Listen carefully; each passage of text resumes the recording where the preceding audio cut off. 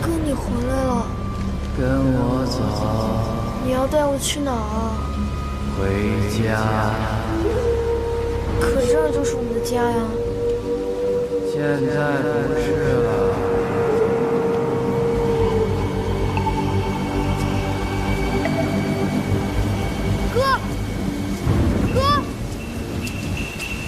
哥，你在哪儿？不快来！哥！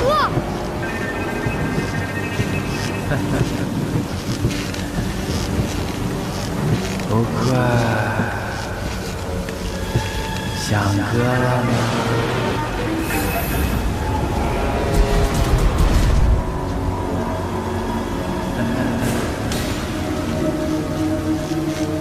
哥！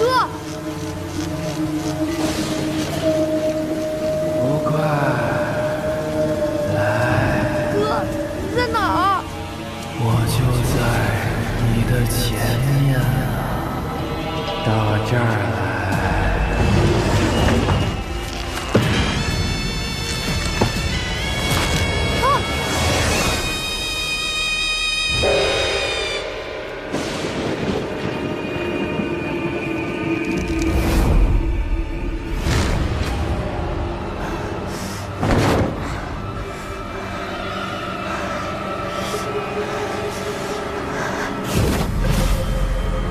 少爷醒了，尽快把小少爷送出宅子。继续留在这儿，我怕凶多吉少啊。不明刚刚走，现在马家就这么一个孩子，可有破解之法？想要香火得续，得马上修建镇魂墓，安葬知新娘和大少爷，安坟才能离宅呀。老夫人她命苦，所有的不幸都让她一个人受了。中年丧夫，老年丧子，好不容易把2个遗孤养大，大少爷刚成人，又撒手人寰。生前未能成家，死后不能进祠堂。老夫人心疼这孩子，就请大师做了场阴婚。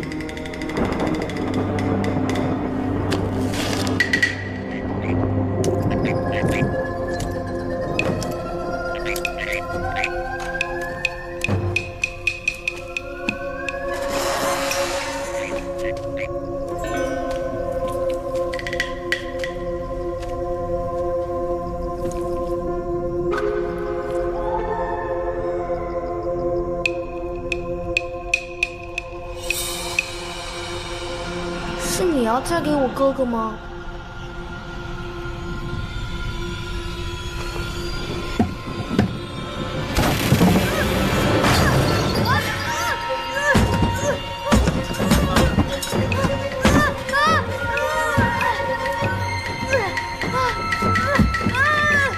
中邪了！我就说今天这眼睛怎么一样？哎呦，少爷，快起来！哟，这孩子是怎么进来的呀？走！愣什么呢？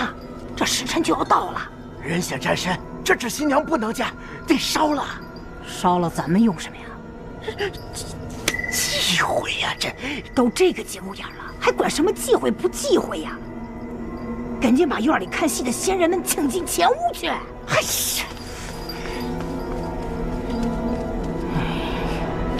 良辰吉日已到，有请新人入堂。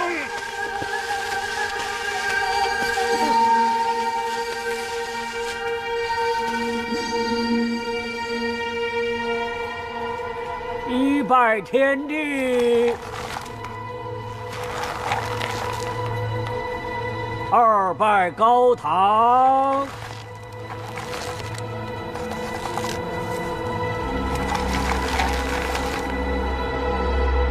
起对拜。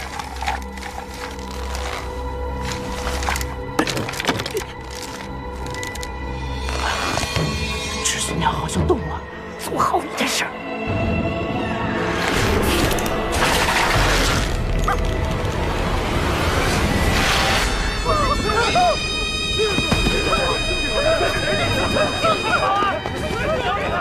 这下怎么办？啊！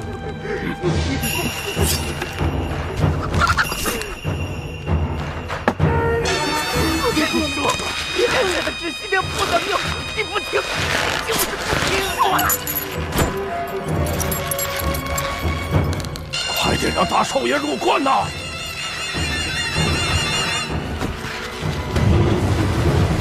西南北四方明，手持七星来封丁，一丁死魂金，死魂金去宝石岭，二丁活魂出，活魂出来好脱生，三丁祸运散，祸运散尽无病灾，四丁福星来，福星来此镇阴宅。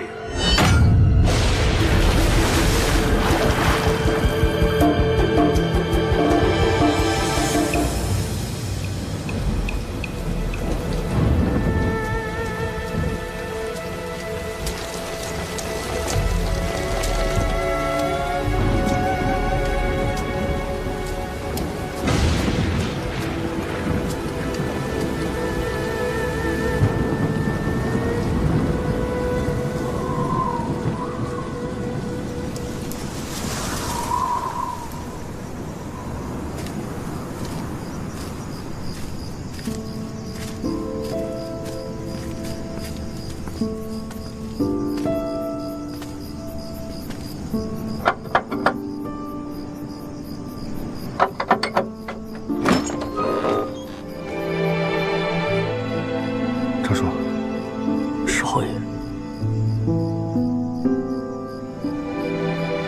他就是我信里提过的招娣。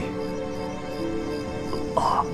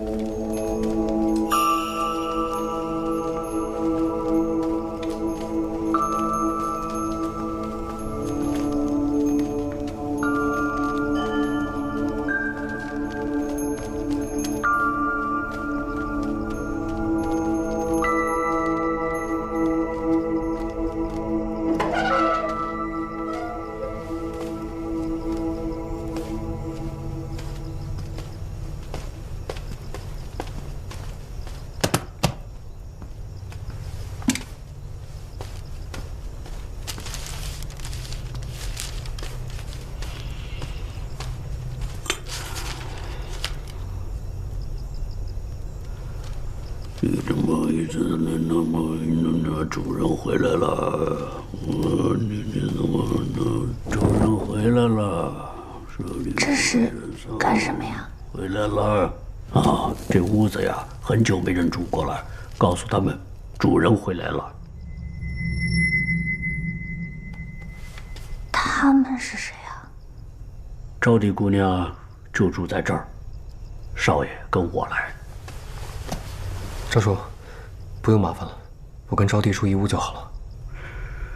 这是老夫人的意思，未进门不能同屋。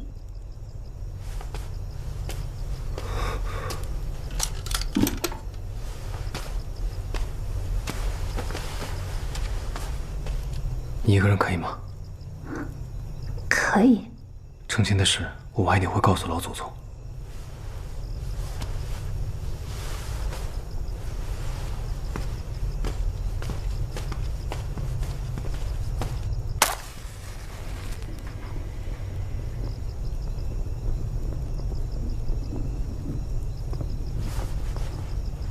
少爷，早休息。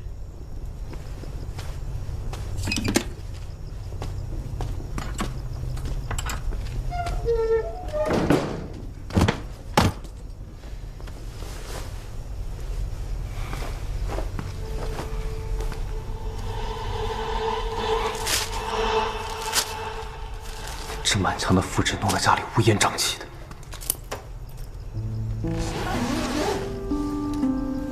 这么多年过去了，没曾想老祖宗还是和从前一样，这个家也是如此。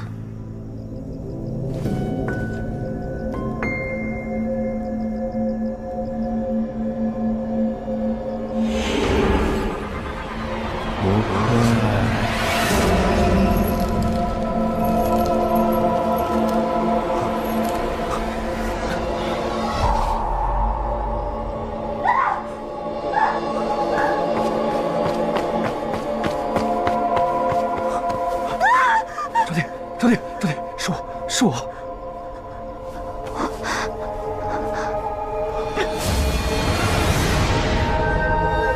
谁把东西放在那儿的？发生什么事情了？我刚才听见外面有动静，以为是你，我出来看，就发现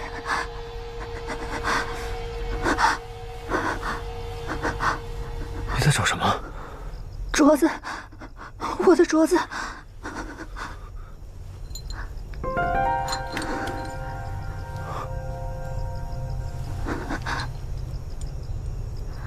去叫壮士来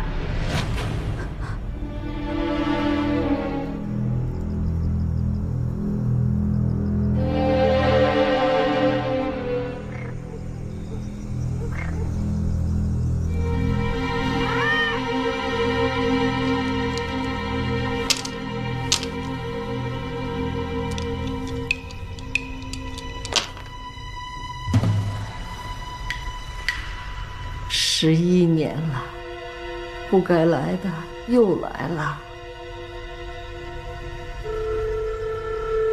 只要你再等1年，凑足12支轮，等镇魂木修好，再让小少爷回家，那就不会出什么岔子了。我也想等啊，可我这身子骨等不了了。这事儿关系到不快的安危吗？纸人燃尽，方知其心。等回省城，我买一个新的送给你。这是我娘生前留给我的，本来是一对儿的。那另一个呢？小时候被我爹弄丢了。我一定帮你修好的。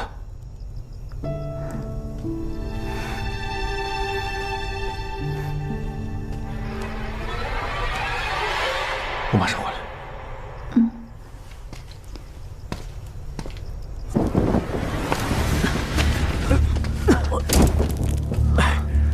少爷，你这是干什么呀？现在还没弄清楚这个纸人是哪里来的，怎么就烧了？这你就不用管了。外边凉，您还是回屋吧。这新娘又出来了，这新娘又出来了，跑，快跑！你个细疯子，在这胡说些什么呢？走。你们都跑不掉，走，快给我滚！跑不掉的，滚！你们都跑不掉了。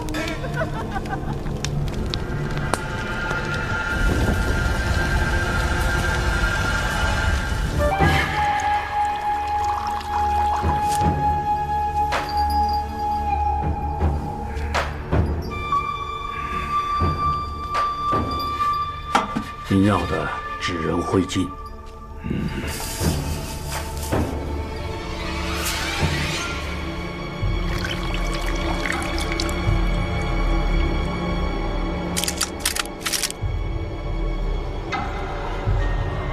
几位，什么意思啊？这纸新娘是几位年生的？大少爷的冥婚也是几位年。看来是孽缘不散。若是小少爷执意要跟别家女子成亲，恐怕凶多吉少。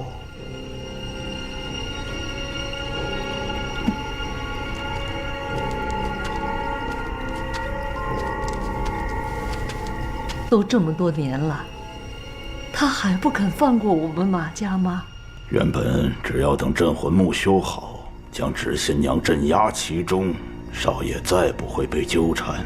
可如今少爷早归，纸新娘又平白无故的还魂，眼下只能为少爷办一场假阴婚，取几位生辰之纸人，破少爷八字之凶相，以纸人挡灾，暂消少爷孽债。活人办阴婚，太不吉利呀！老夫人，这关乎到小少爷的生死啊！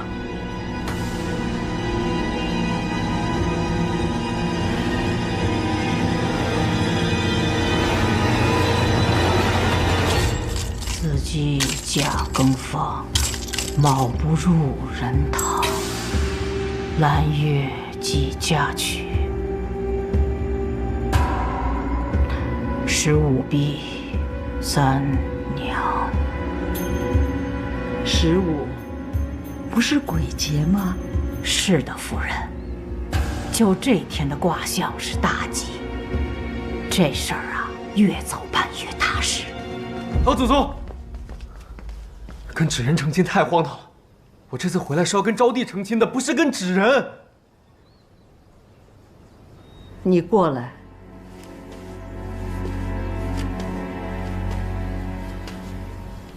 家里可有长辈？爹娘过世的早，也是个苦命的人。我让你与不快做个偏房，可否？老祖宗，我这点主还不能替你做了吗？我知道您是想要辟邪消灾，但是这一切都是迷信，信不得的。你这么说，是怪我了？孩子不敢怪您，只是这些神鬼之说就是无稽之谈。这事儿我已经定了，这婚不成也得成。老祖宗，11年了，就是因为他们修的那个什么墓，害得我哥到现在还不能下葬。您非要把我逼得跟我哥一个下场，您才肯罢休吗？要么你跟我断绝关系，离开马家，爱跟哪个贱婢妓人成亲，我都不再管你；要么你就老老实实待在马家，我让你跟谁成婚，你就跟谁成婚。老祖宗，不快。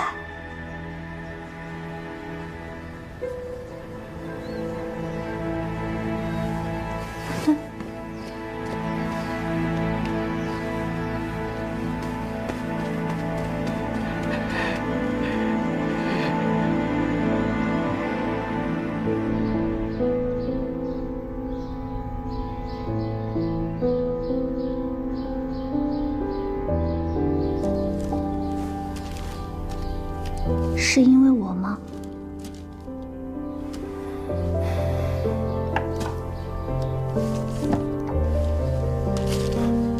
没关系，会好起来的。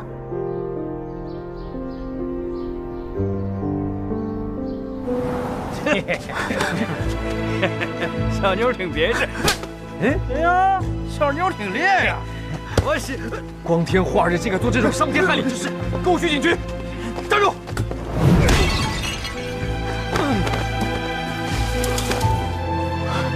你受伤了。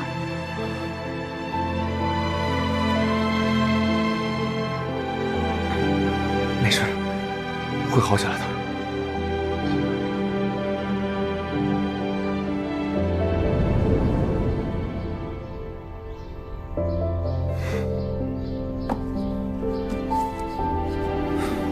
我一定会娶你的。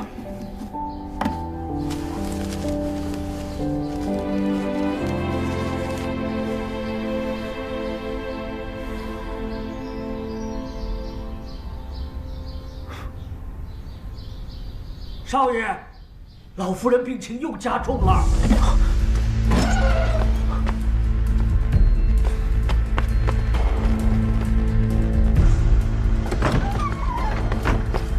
老祖宗，你没事吧？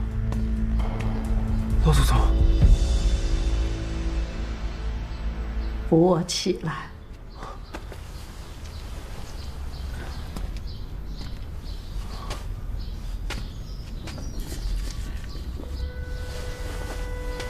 你爹生前把你们兄弟托孤给我，让我务必把你们养大成人。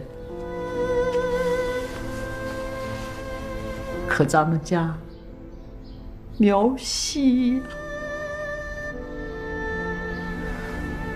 老祖宗，我知道你愿我把你送到舅舅家生养，可我是真的不敢担这个险。你哥走后，马家如今就你这么一个孩子了，我做梦都想看着你完婚生子，为马家延后。可我这身子骨不争气了，指不定哪天就走了。你要是还认我这个做奶奶的，就把那个姑娘送到祠堂去暂住，等躲过了这个灾，再安排你们成婚。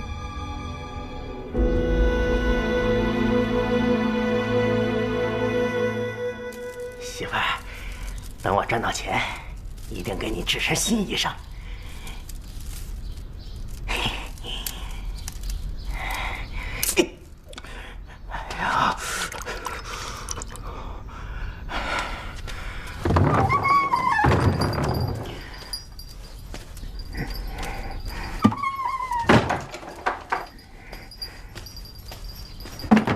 这马家少爷要办婚事了，要你做个纸新娘。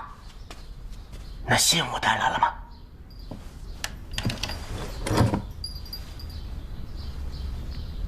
别的就没了吗？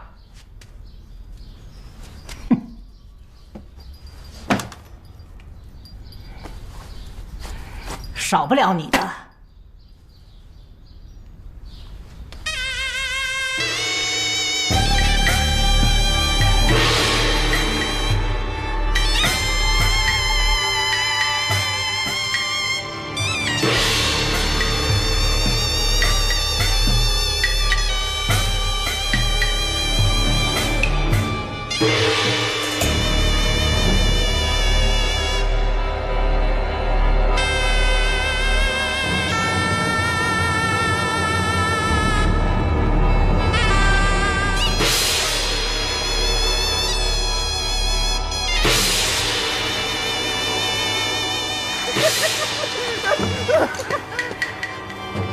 贵姐办冥婚，商家败子孙。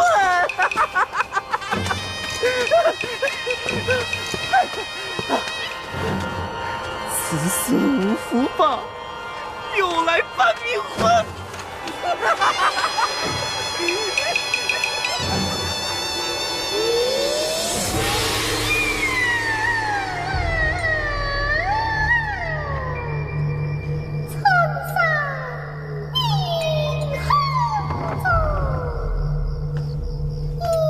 少爷，时辰要到了。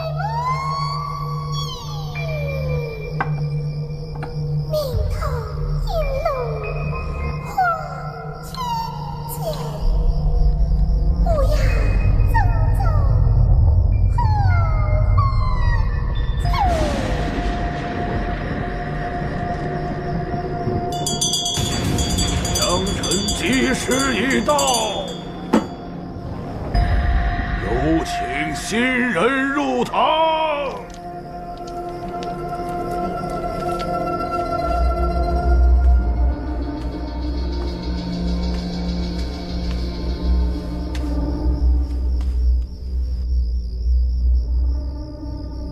于今借道天上火，凶神恶煞两方躲。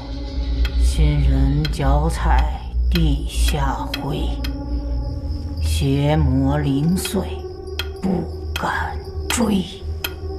好心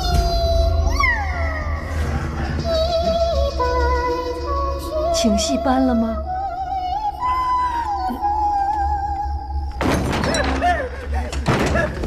这些年来成鬼戏了，这些年来成没戏了！这个疯子，他怎么来了？会结伴冥婚，要遭大霉了！这里没你的事儿，你给我出去！你给我滚！知心娘，不怪我，知心娘，不怪我，给我起来！你给我出去！你，走走走！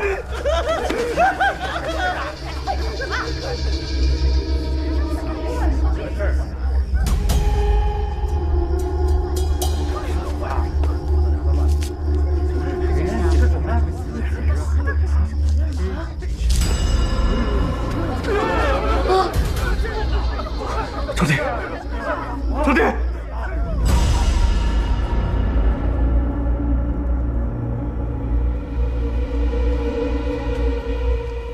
本来好好的，怎么无端端的里边装着个人呢？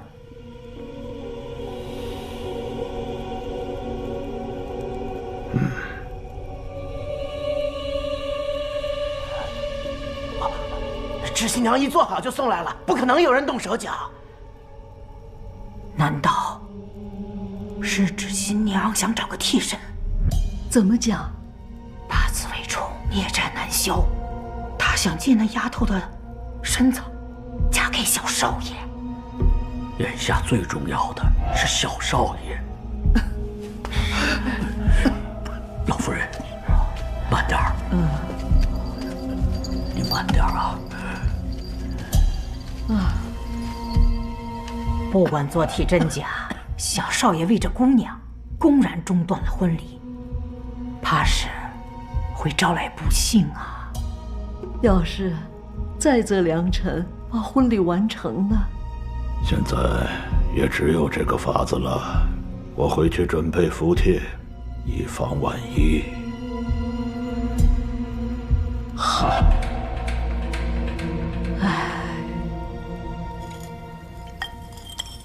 不快，招弟，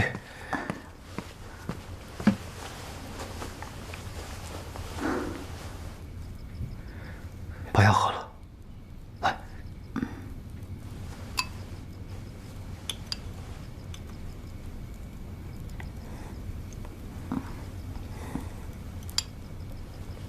你还记不记得发生了什么事？是谁把你放在纸人里的？那天我刚到祠堂，很早就睡了，可不知道是在梦里还是真实发生的。我好像看见知心娘了。原本还打算靠着修12年的镇魂木榨干马家的财产，可没曾想这2年那老太太是越来越抠门了。哎，今天呀，终于又送上门来了。还是你有主意，知道马家少爷要来，还让我提前的布置一番。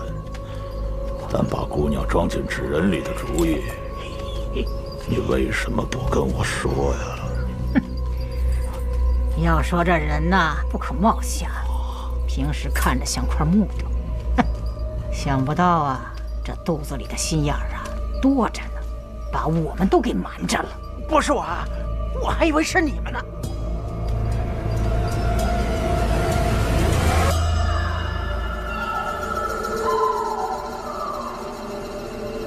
三更半夜，装神弄鬼。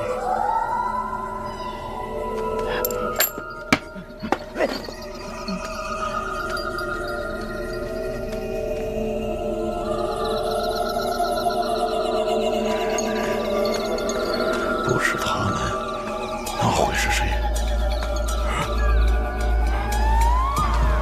难不成？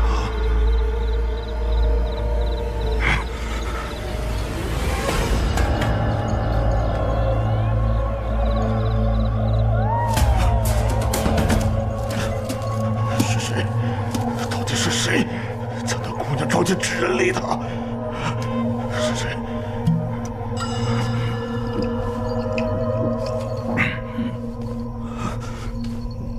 不会的，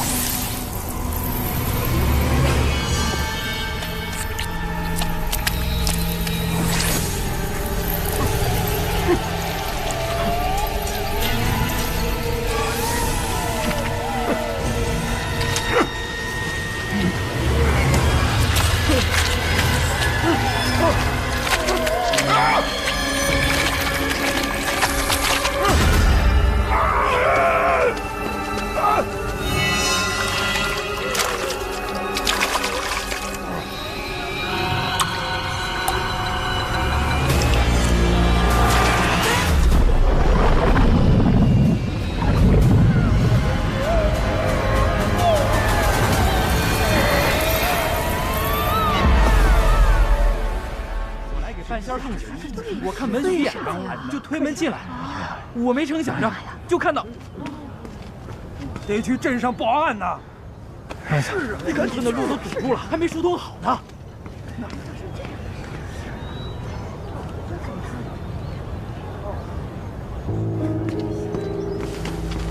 我是省城的警察，现在要封锁现场，你们都先回去吧。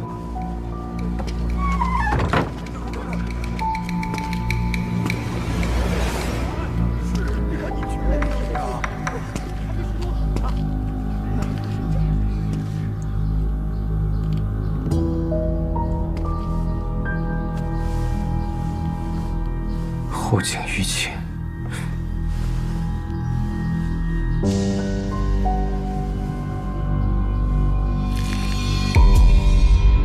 眼睛出血，嘴唇发紫，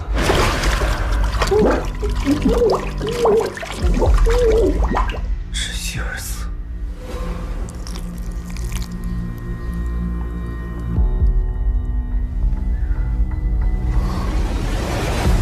征婚的信物为什么在这儿？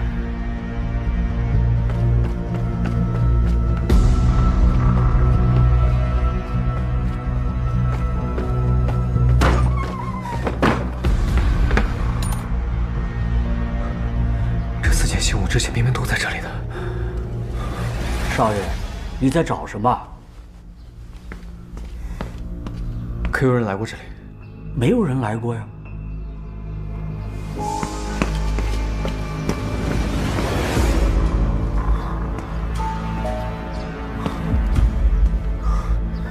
一定有办法神不知鬼不觉进到宅子里去的。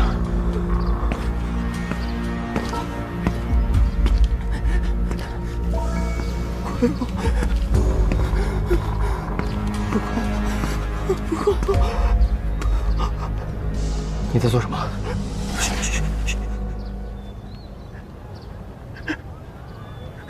鬼界冥魂接不着，新娘血祭来送信，半仙死了，所有即便是新娘的人都会死，都会死，都会死，都会死。你可是知道些什么？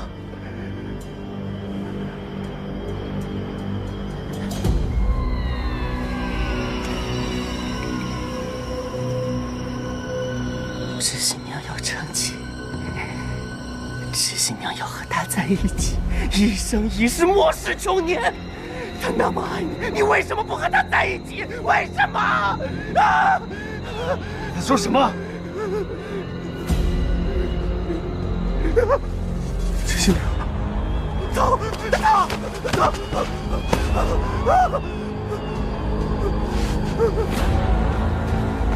快！哎！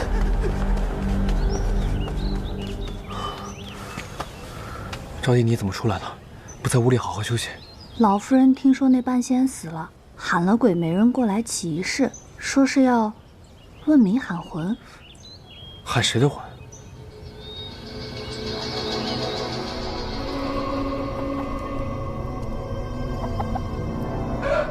时辰已到。如果芷新娘真的在这个宅子里，可能会伤我们其中一个人的身，所以我们大家都要心诚，不能有任何不敬的念想。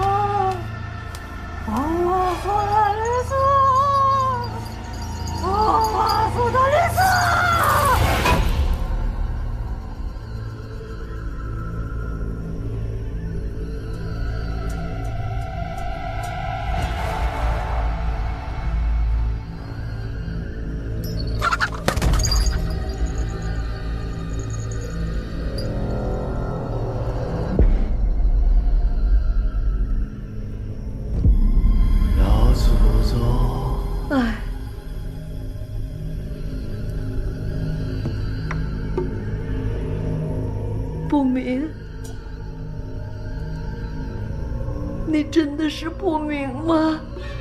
老祖宗，哎，下边没有我的路了。都怪我没按着好你，不明，不明，不明。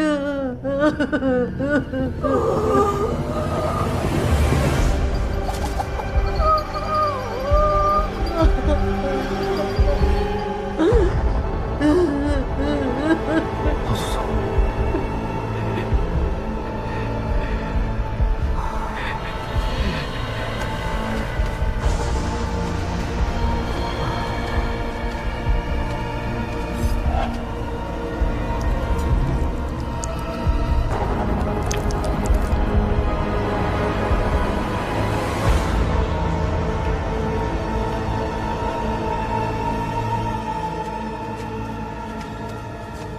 老夫人，您身子骨弱，久居未出，有些事情您就让我办吧。不明是我一手带大的，小的时候他最依我了，现在他在怨我，我就是身子骨再弱，我也得去呀。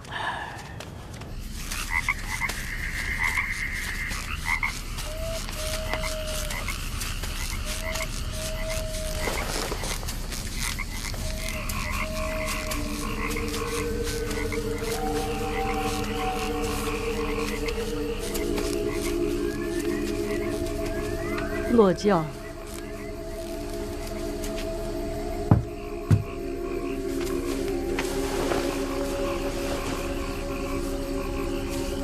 老夫人，还有些路呢，就到这儿吧，扶我走过去。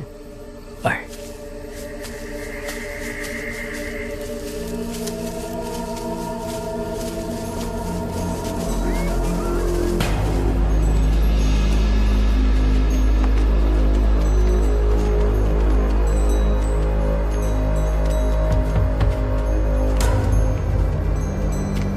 摆公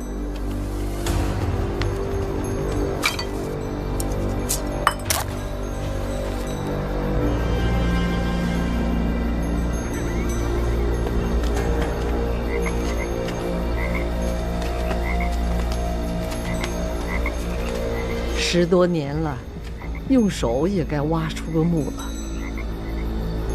这地方是大师挑选的，为镇魂之用。取12，既是天时，又为一轮回之意，可保马家四下皆安，福寿万年。老夫人亲自来喽，宋少爷最后一程。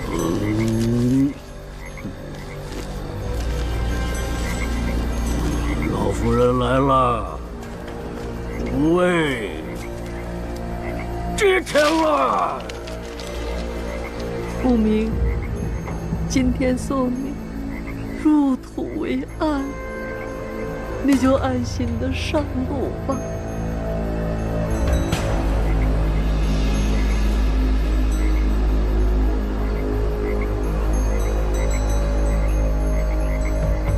入关。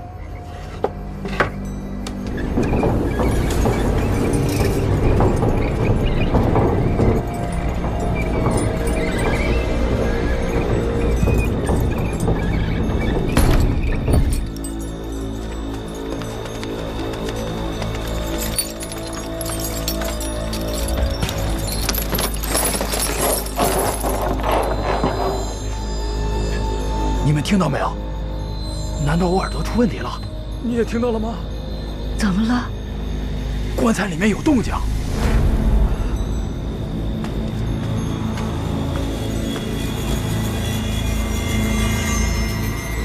下葬吧。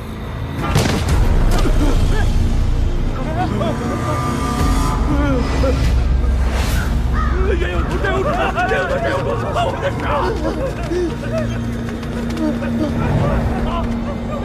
哎，老夫人，这纸人怎么穿着小少爷的衣服啊？快，赶快回去！不明，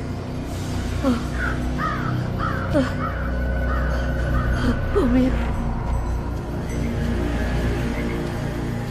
从今天开始，不准小少爷再离开府上半步。是。也不准他再见那个姑娘，让他沉下心来，好好准备和纸新娘的婚事。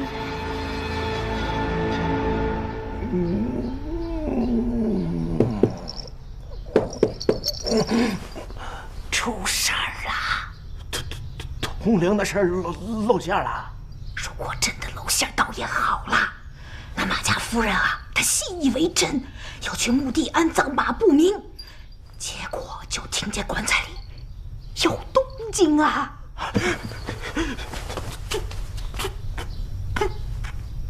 不可能啊！那都死多少年了？你就没想过万一吗？你是办白事儿的，这数不清的忌讳你比我清楚，对吧？哎呀，那都是骗人的！骗人？你真的不信吗？那你为什么在扎纸人的时候，你边上要放桶水啊？你不就是怕你扎的那些纸人会沾上血吗？对不对？那你怎么想的呀？如果真的回来了，我们一个都逃不掉。那他也应该第一个找吧。本仙已经死了。对，把那个纸新娘给烧了。我就是这个意思。周氏，我在镇火墓那儿等你啊。好。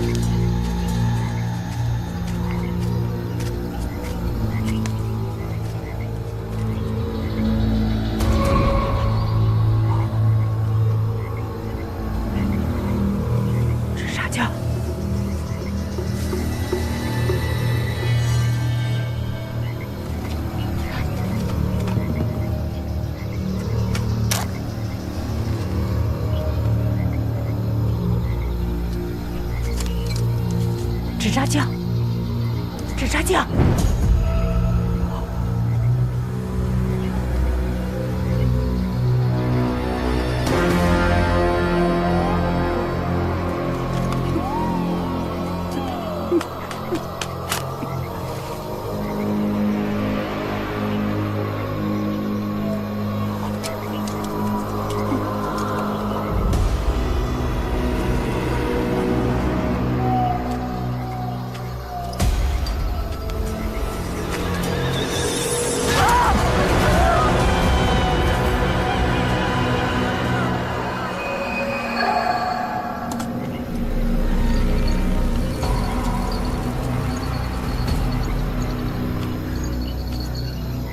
怎么还没来呀？哎呀！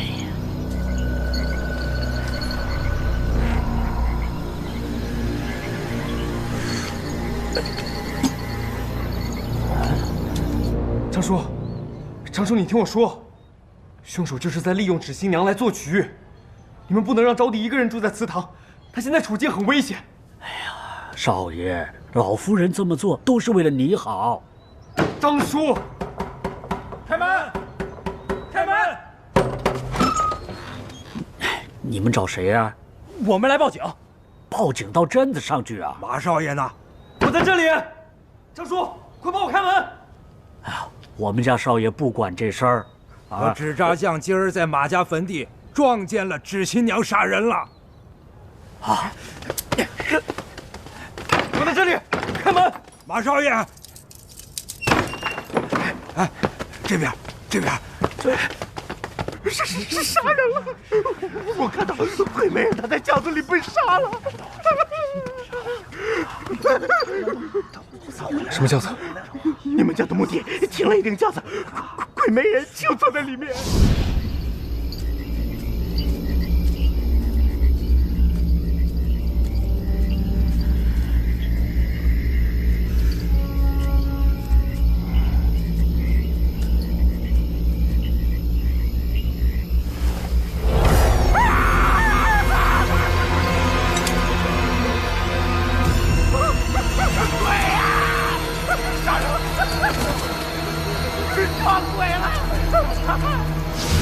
人就坐在里面，他就坐在里面啊！把他带上。我不去，我不去！快点！快！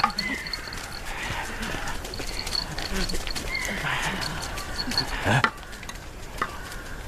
这不是马夫人的轿子吗？就在轿子里。这。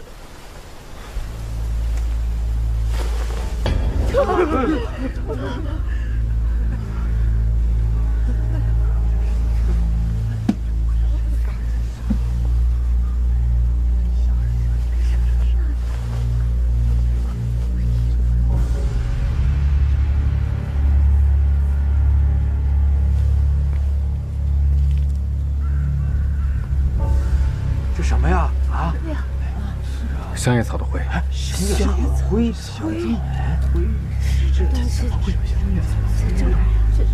你为什么这么晚来这里？白天有人听到棺材里有动静，说是纸新娘复活了。纸新娘复活了！如果纸新娘真的复活的话，咱们村子里谁也别想逃。我心想着把纸新娘烧了，或许能救大家一命啊！哎呀，真复活了呀！我们怎么办呢？啊！这个世界上根本就没有什么纸新娘。我现在要调查取证，你们大家都先回去吧。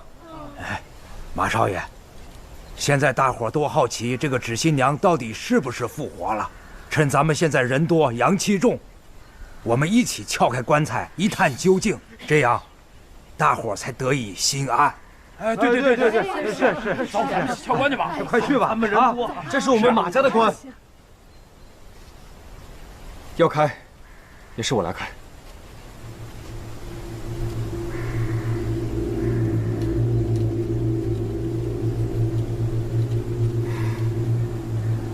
哥，为求纸新娘的真相，还咱们家一个安宁，弟弟多有打扰了。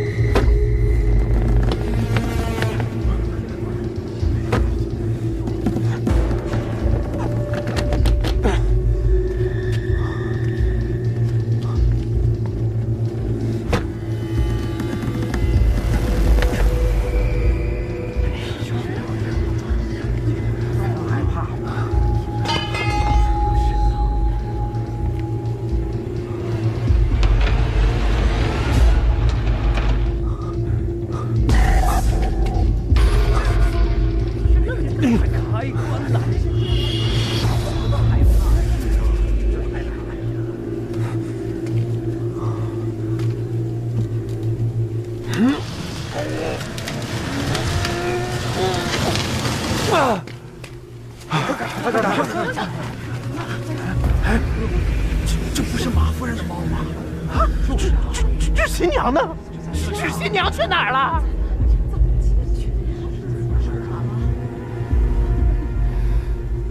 看来之前听到的动静，是黑猫撞到木板的声响。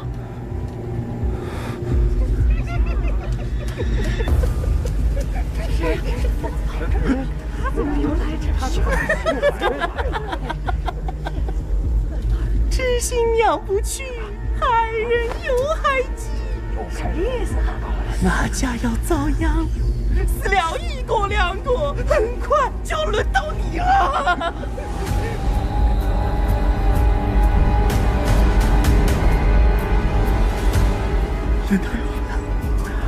轮到你了，姓王，招娣。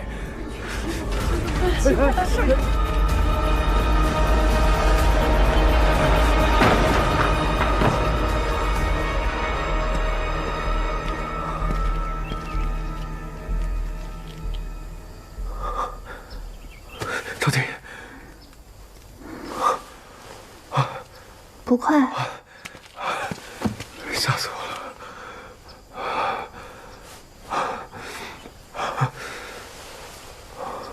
你又流鼻血了？没事。大夫说了，你这流鼻血的毛病，只有在特别紧张的时候才会犯。申婆死了，先别管这些了，跟我走，我带你回去。我不想又回去，惹老祖宗不高兴。你现在处境很危险，我不能留你一个人在这里。要不，你带我去查案？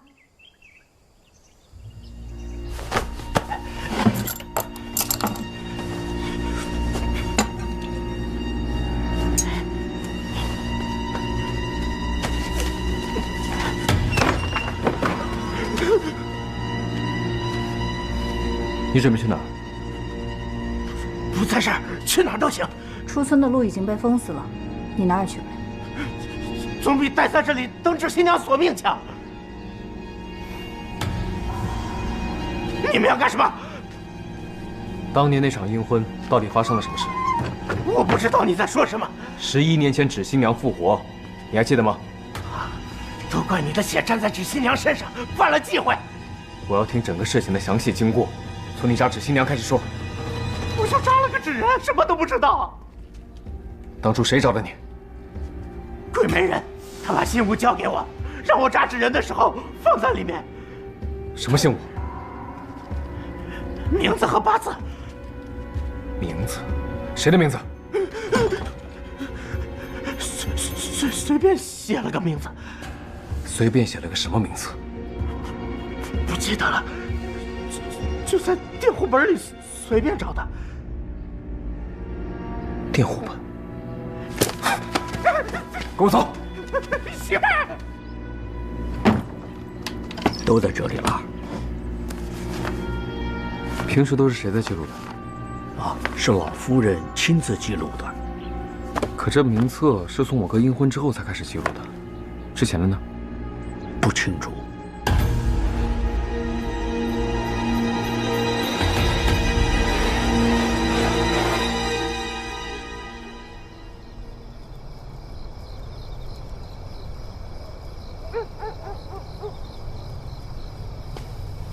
真要整夜在这儿守着？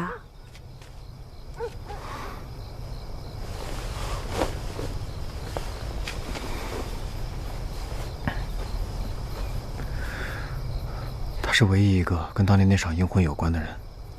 你是说，纸新娘杀人和当年那场阴婚有关？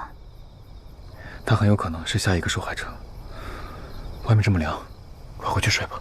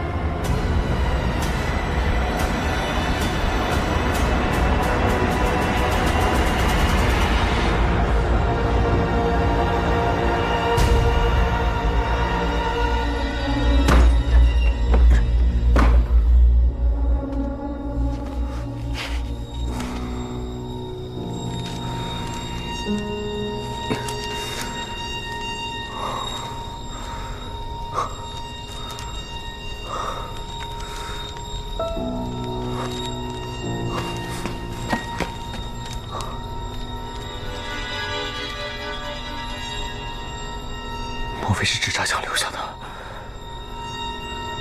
这名字好像在哪里见过。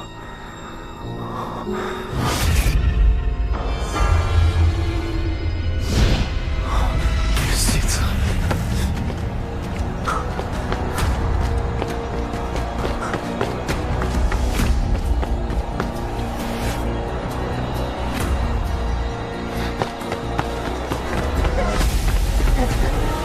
别跑！别跑！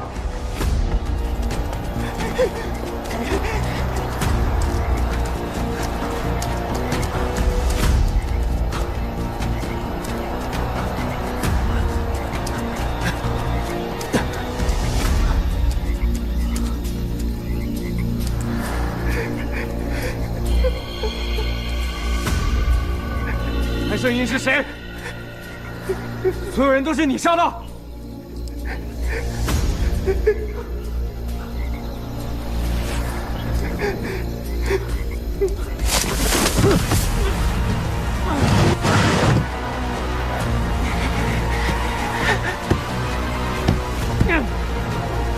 放我出去！放我出去！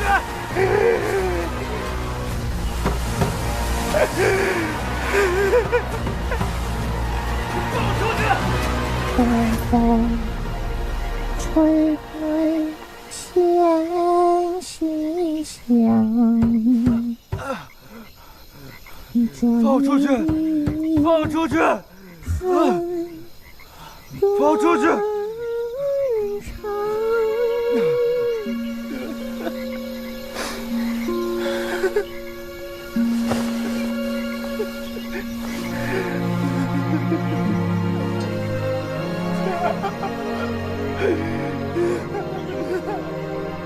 东风吹来千溪香，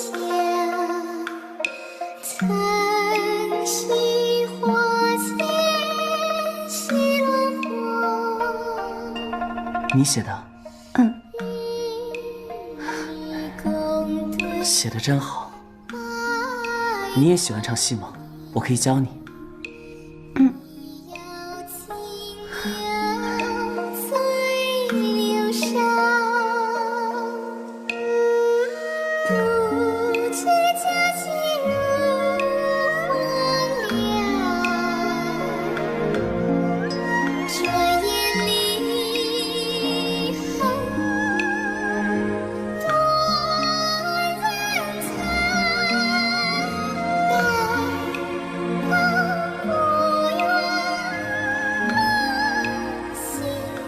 你们什么时候去下一个地方？还不知道。你带我一块儿走吧。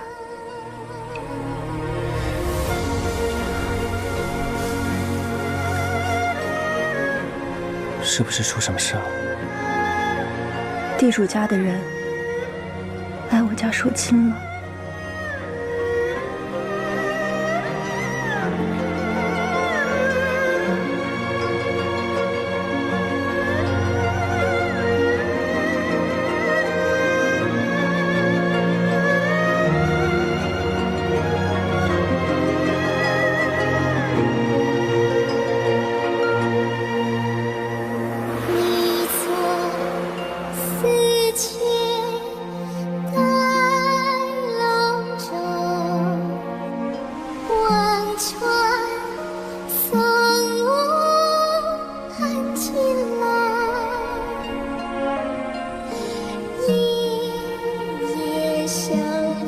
盛英，你一直在村子里，你可能不知道外面的世界是什么样子。如果你跟了我，可能会吃了上顿没下顿。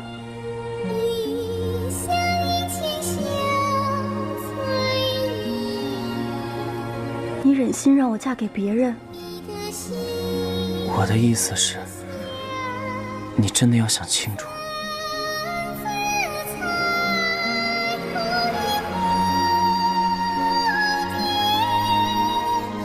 今晚子时，我在村头等你，你带我一块儿走。以后就算吃风喝雨，我跟你一辈子。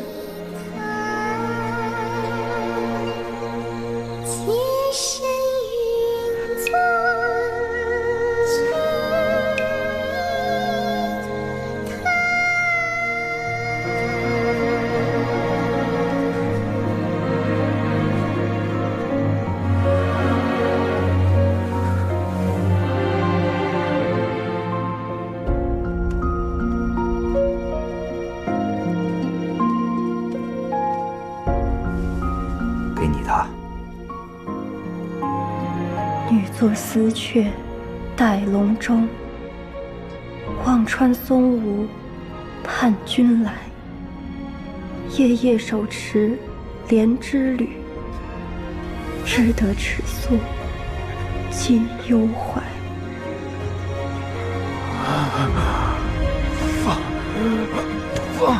放出去！都怪你！都怪你们！我害了你！放出去！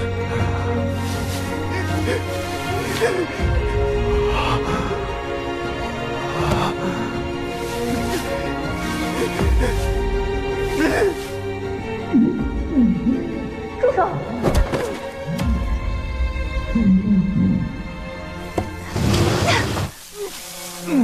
不快！不快！到底……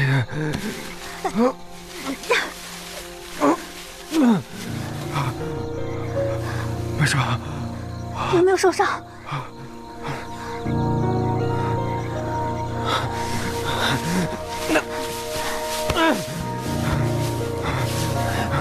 他们都是被你这么杀的吗？你为什么要杀这么多人？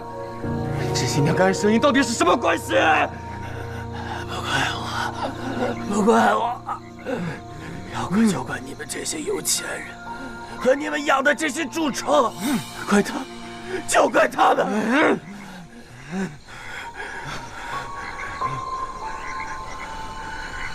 我原本以为我把她嫁到地主家，她就能过上好日子，我没想到我是把她往火坑里推。你说这能怪我吗？他们都该死，你们都该死！你胡说！我听得一清二楚，他们都以为我疯了，但是我没有。他们还说，既然发生的事已经没有办法改变，但是活着的人可以，活着的人可以。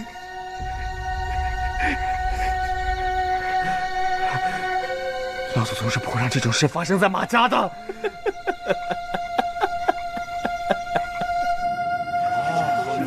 原来是你在这里装神弄鬼呀！亏我们还可怜你呀！对呀，想到是他。别去晃晃事儿，下戏去了。那就先交给你了。我马上让人把他带到镇子上，把他带走。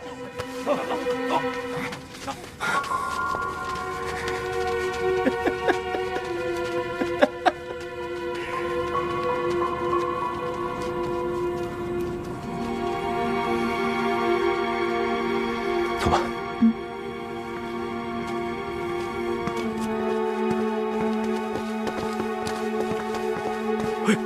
哎呀，少爷，你可回来了？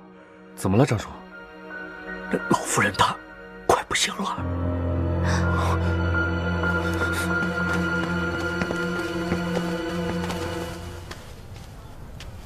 老祖宗，老祖宗，是我不快。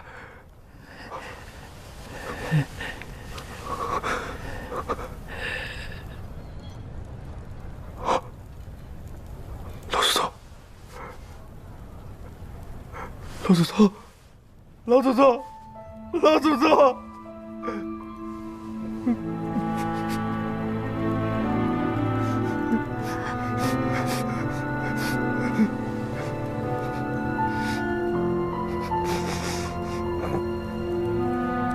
老祖宗，我已经找到那个凶手了。我就说这世界上根本就没有什么纸新娘，凶手就是那个戏子。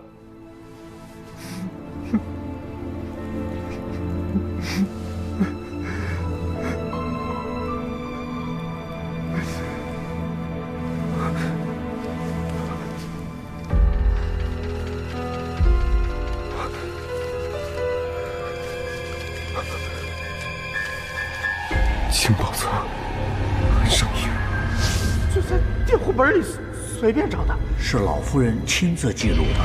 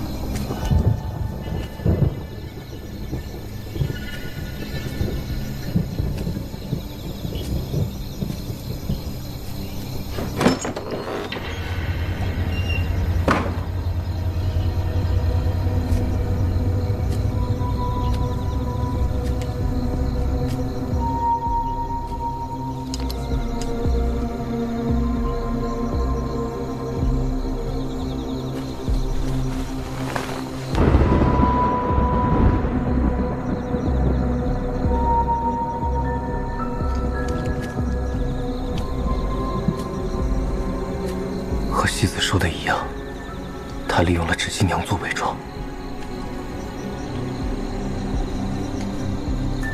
可是戏子的手臂上并没有发现猫的抓痕，从棺材里的血迹来看，抓痕应该很深才对。面具、手套，这些作案工具都没有来得及收拾。凶手每次来这里，应该都很匆忙。看来他自信不会有人找到这里。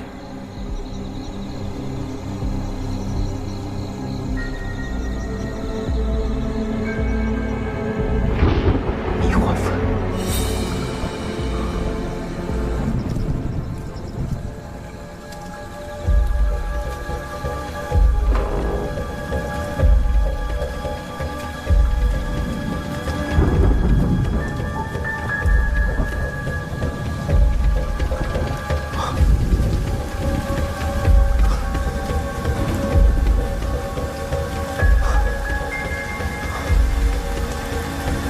哥哥墓中没有找到纸新娘，想必就被埋在这里了吧？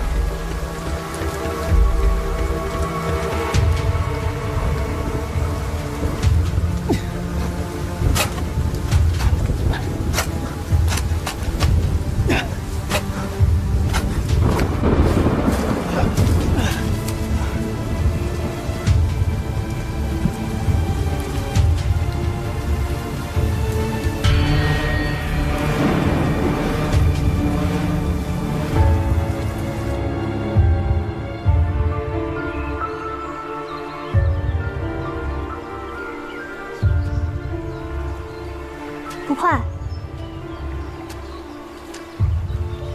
怎么一个人在这儿？我到处找你。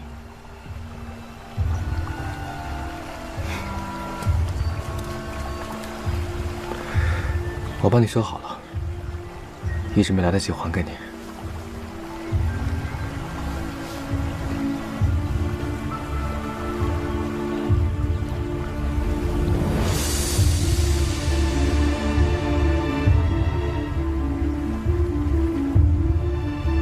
是那只黑猫抓的吧？是你做的。你说什么？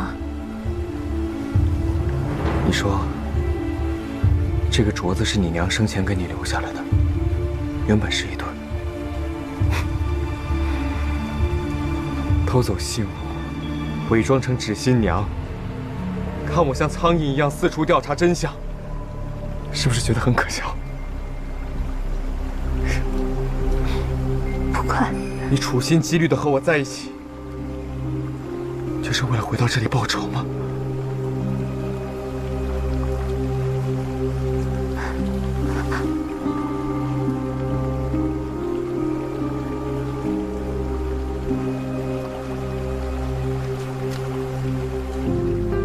我有想过给他们机会的，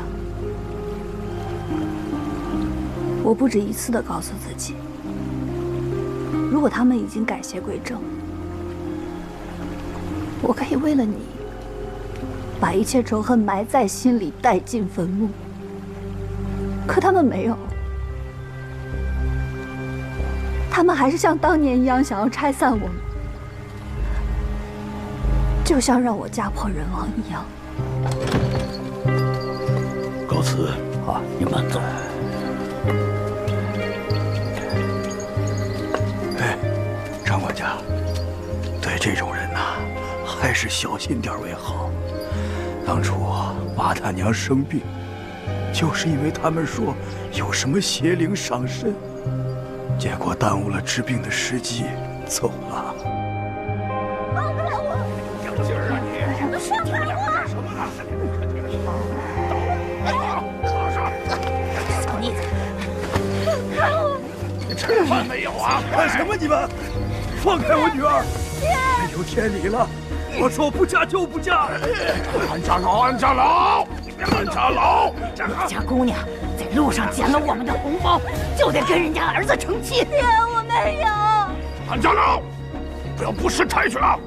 要跟着马家攀上亲戚的，你家祖坟冒青烟了啊！人家张家都没这个命啊！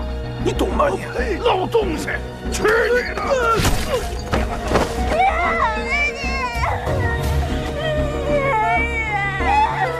是点你。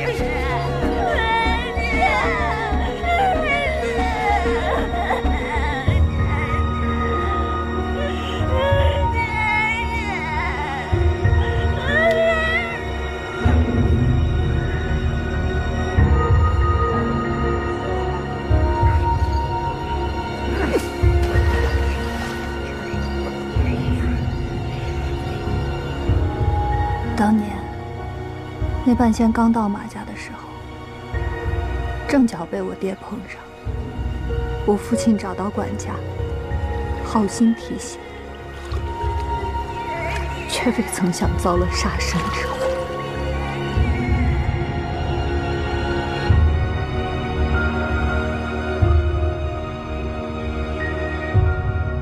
戏子将我托付给班主，自己却消失不见。后来我才知道，他一直留在青宝村。婚礼上，纸新娘复活，那是我姐姐。我姐姐还活着，我姐姐没有死，可他们就是不肯放过她。如此歹毒之人，凭什么不遭到报应？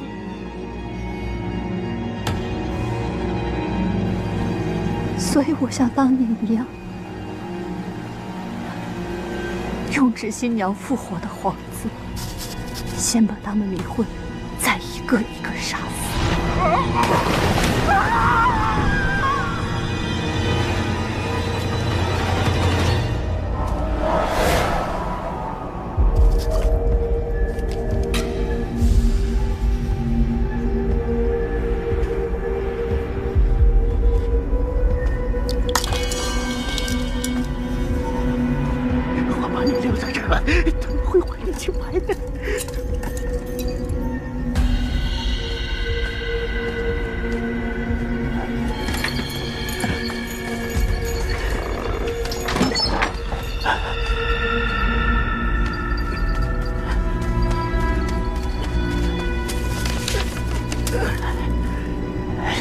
妇儿，你怎么在这儿啊？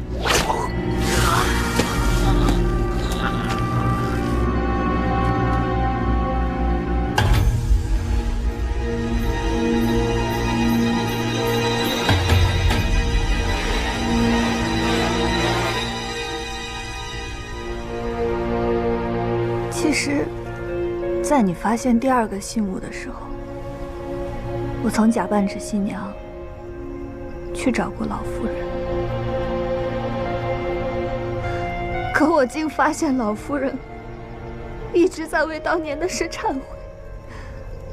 她不仅供奉了你哥的牌位，还有一个是我姐的。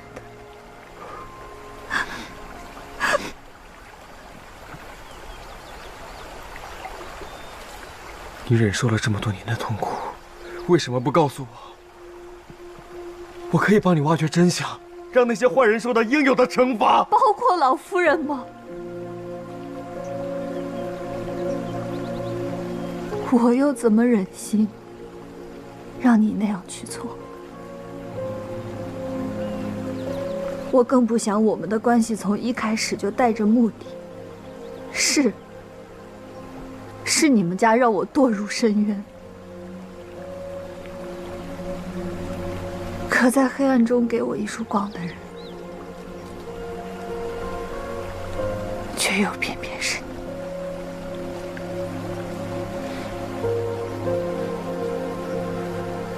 后来再遇见你，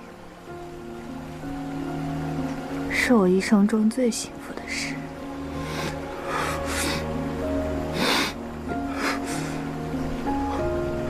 去把真相公之于众吧。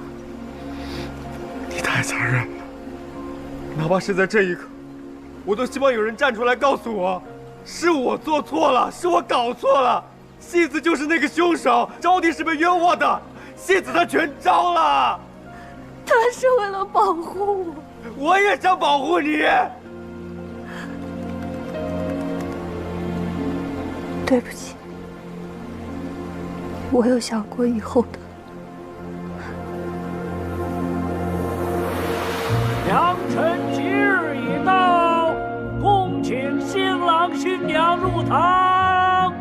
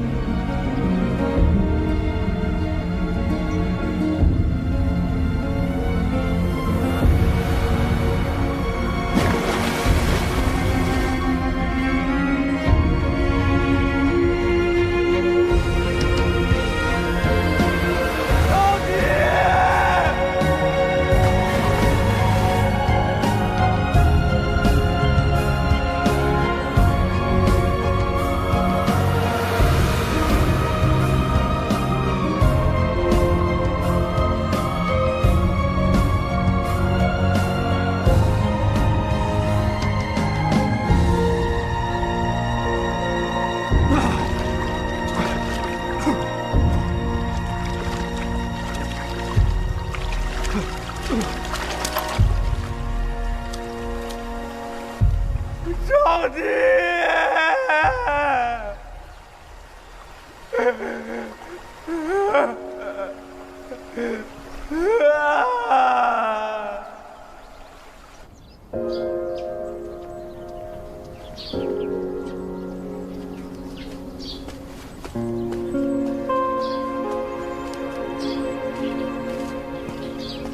少爷，张叔，按照您的吩咐，家里的田都分了。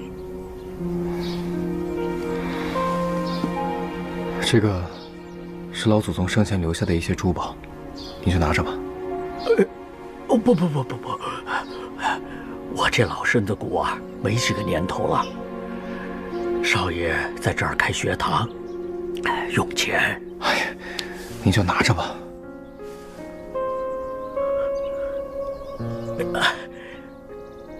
谢谢少爷。张叔，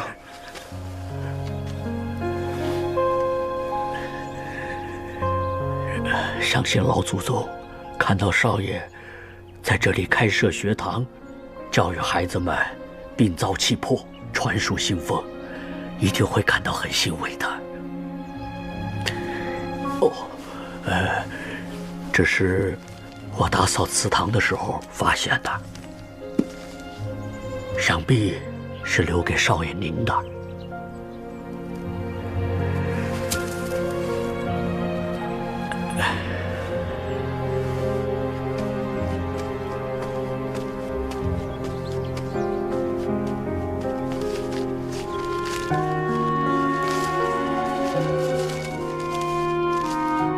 不快，见信如晤，经此一别，阴阳两面，欠你一世相守，此生再无法偿还。之前彻夜辗转，心中唯有遗憾，思来反复，决心提笔惜言。关于你我之初见，不在他乡，在故园。不准欺负他，把东西还给他。妈，没事，会好下来的。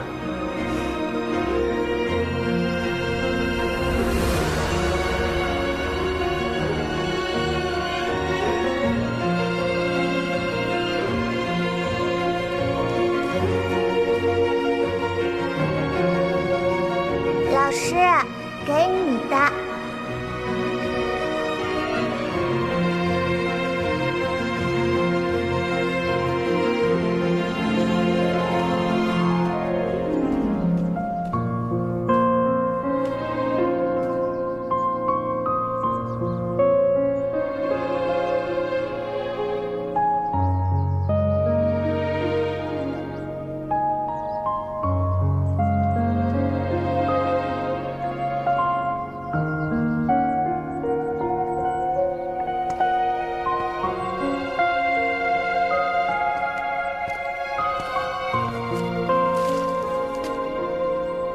各位同学，开始上课。今天我要介绍2位朋友给大家认识，其中一位叫赛先生，意为科学。有谁知道什么是自然科学法则吗？不知道。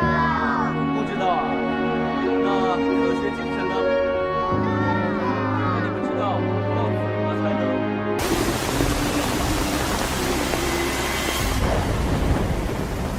上家是织造世家，15年前，曾为慈禧太后秘密打造花开吉祥富贵锦绣鞋。慈禧驾崩后，上家经常怪事连连，上清荣疑是鬼神作祟，就请来戏班唱鬼戏，送鬼神。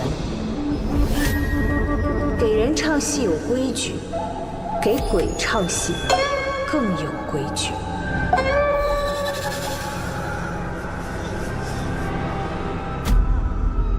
一旦开场，请戏的人绝不能看上你，否则定出大患。一夜之间，一家老少27口无一生还。从此，上家公馆成鬼宅。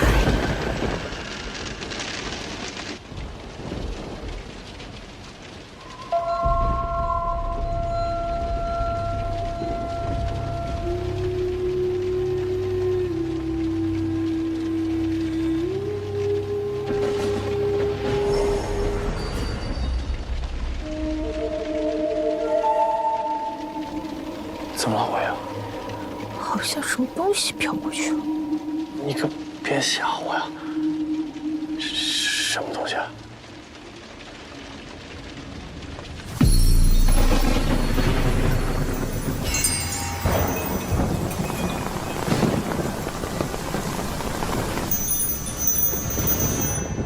你确定黄头钱会在这儿现身？放心，我爷，这次线报一定没问题。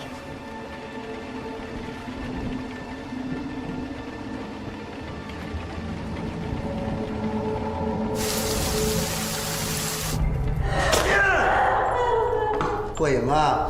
嗯，是不是很舒服啊？嗯。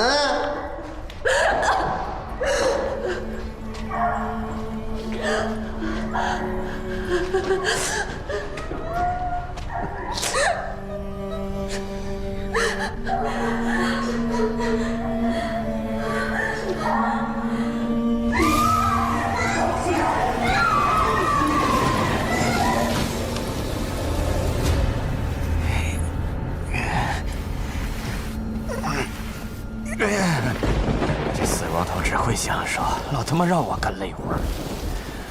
天道、地道、人道、鬼道，我心即道，鬼神不侵，恶杀远避。人来隔重池，鬼来隔重山。见血弄不出，换血弄不开。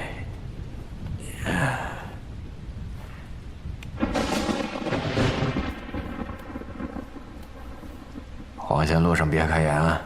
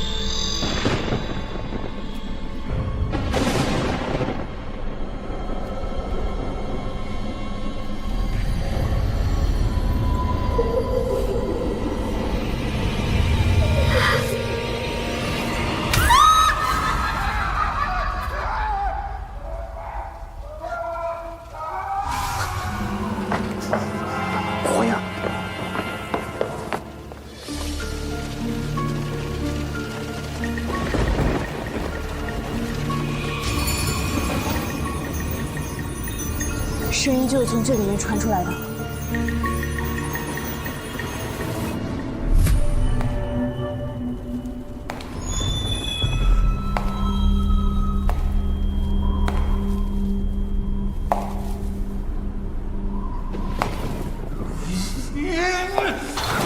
虎爷，这可是鬼宅啊！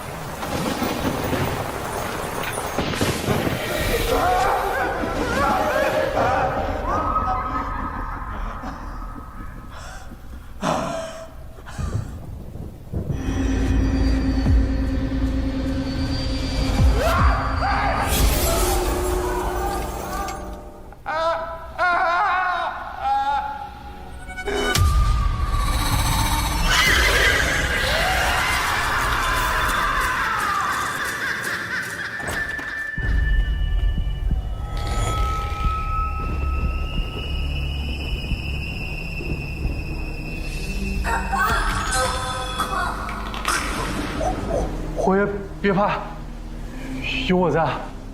米高，快去叫人。好。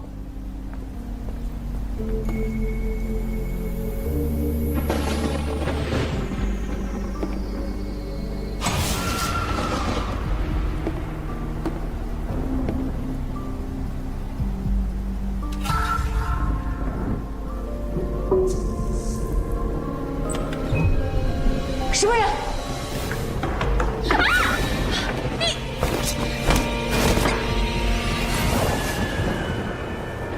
说，你到底是谁？上家公馆已经荒废了15年，而你偏偏在案发之时现身，为什么？给不出一个合理的理由，你休想踏出警局一步。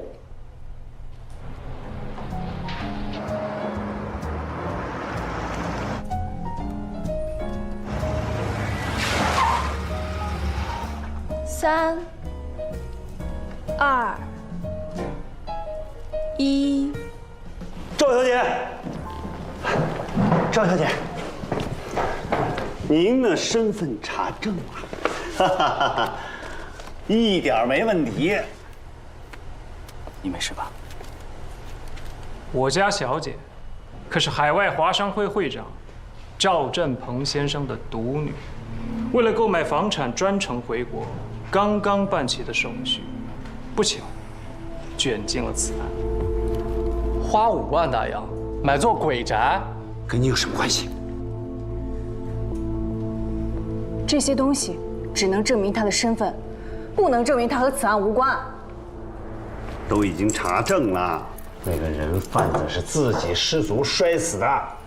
那些被害的女学生呢？那都走失2周了。赵小姐昨天才到南都市啊，和她没关系，一点关系都没有。铁血神探，我们还会再见面的。老师傅，我们走。请，慢走啊！一个千金大小姐，远渡重洋买栋鬼宅，难道不可疑吗？知道吗？有2种人的世界，你永远不会懂。第一种，有钱人的世界；第二种，怎么回事？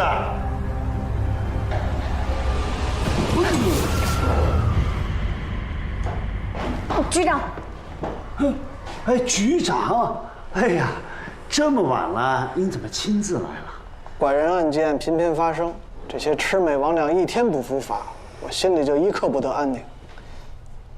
这不是有兄弟们吗？兄弟们，都打起精神来！南都市民都等着我们给他们一个交代。遵命。局长，来，帮公使喝点茶。走走走。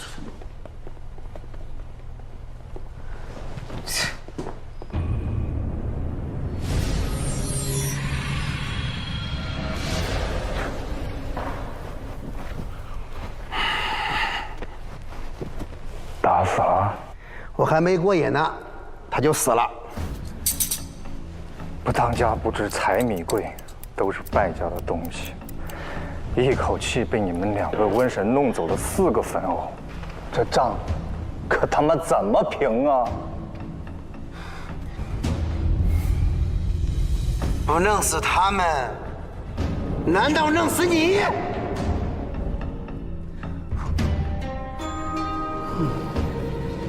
地无门，徒招惹，人心鬼域暗中藏啊！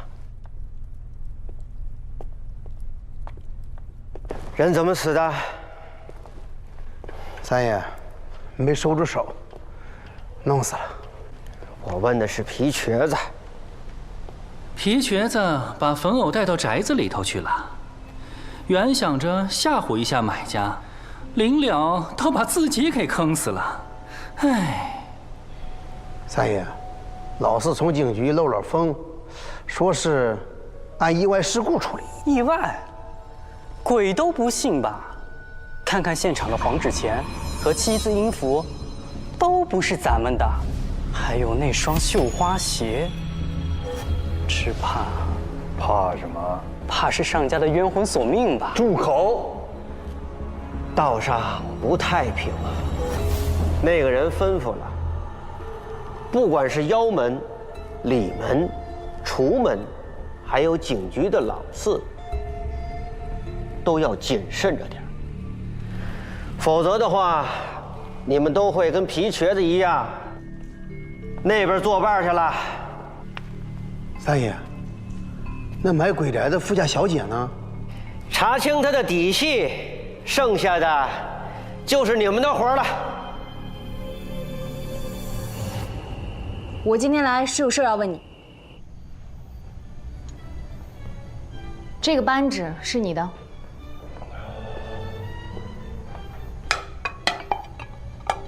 你吃一道菜，我回答一个问题，如何？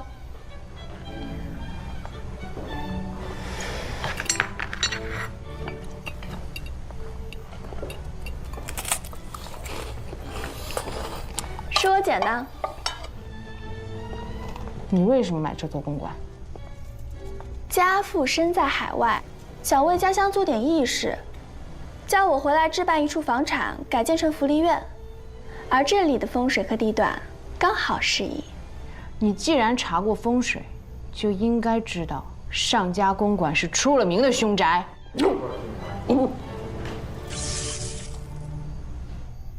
可能是电力刚刚修复还不稳定，我去检查一下。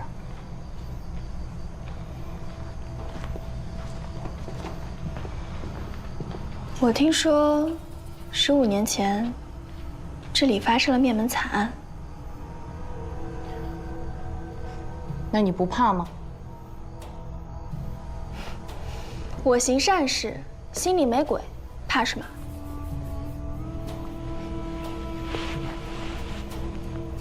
反正这事儿没完，我会一直盯着你的。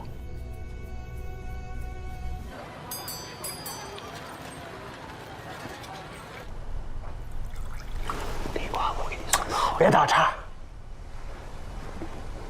你说你是怎么管教下属？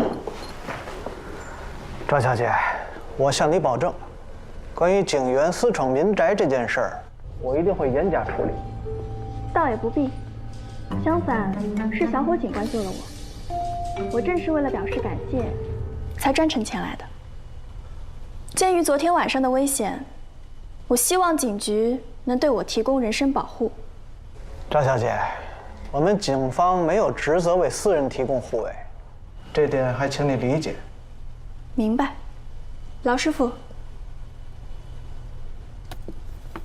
看得出金局长是行家，这是汝窑的精品，还请金局长鉴赏鉴赏。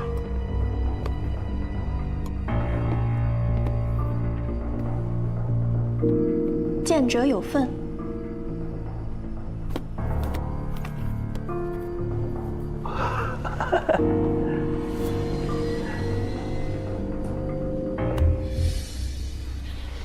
还请赵小姐自重，立刻把这些收回去。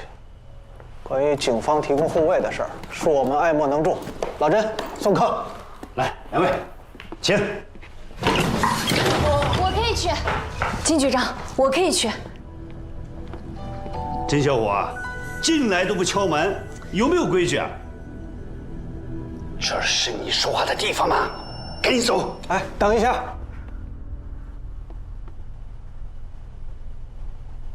让小伙去也好，正好将功赎罪。不过有一点，一定不要干出格的事儿。是。还有，我想了解15年前上公馆灭门案的详情。啊，赵小姐，我们警察办案，卷宗怎么能给别人看呢？再说了，几年前一场大火，案件的卷宗都烧没了。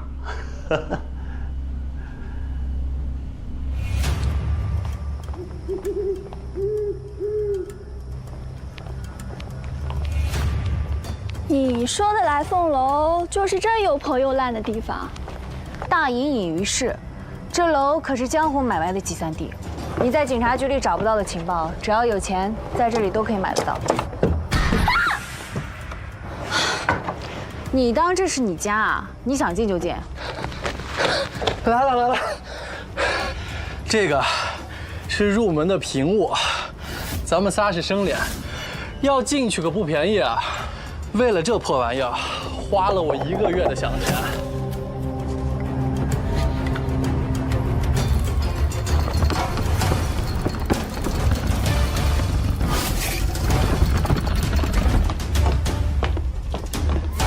他还真的是一点江湖规矩都不懂。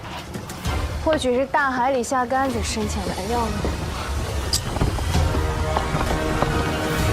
江湖有8门：金、皮、李、瓜、风、火、除、妖。金门是算命看相之类，皮门是走江湖卖药者，李门多是唱戏变戏法的，瓜门靠武力行镖，风门是设局行骗为主，火门专门造假，除门大多是江湖刺客、黑道杀手，妖门嘛，皆以色为谋财手段。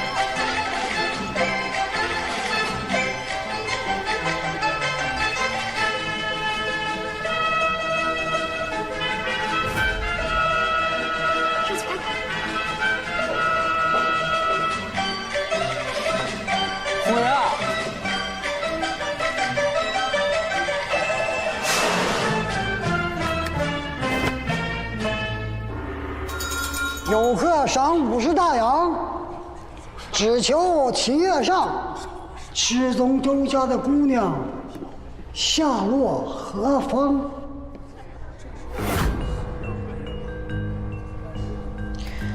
提灯走的人就是知道情报的人，他们可以到后面的雅间和买消息的人交易。我想知道15年前上家灭门案的详情。赏金500大洋，这不合规矩。那我再加500大洋，这合规矩了吗？这不关钱的事儿。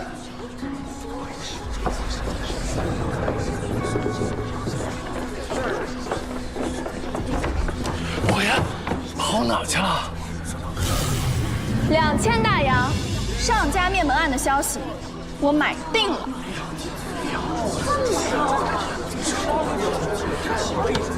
你不要命了？镖啊，真的吗？镖一出手就破纪录，爱了呀！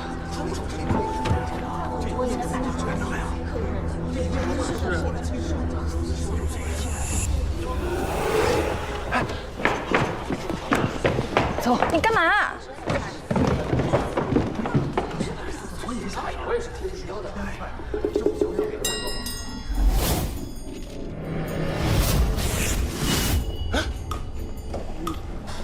你先在外面守着吧。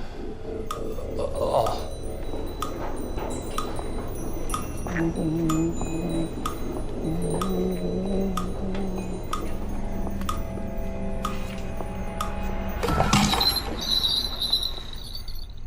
白阴逐阳，命起仓皇。你是斗神婆？足险重重，内闯迦南。周正，日月偏斜，恶生青黄，多灾多劫呀！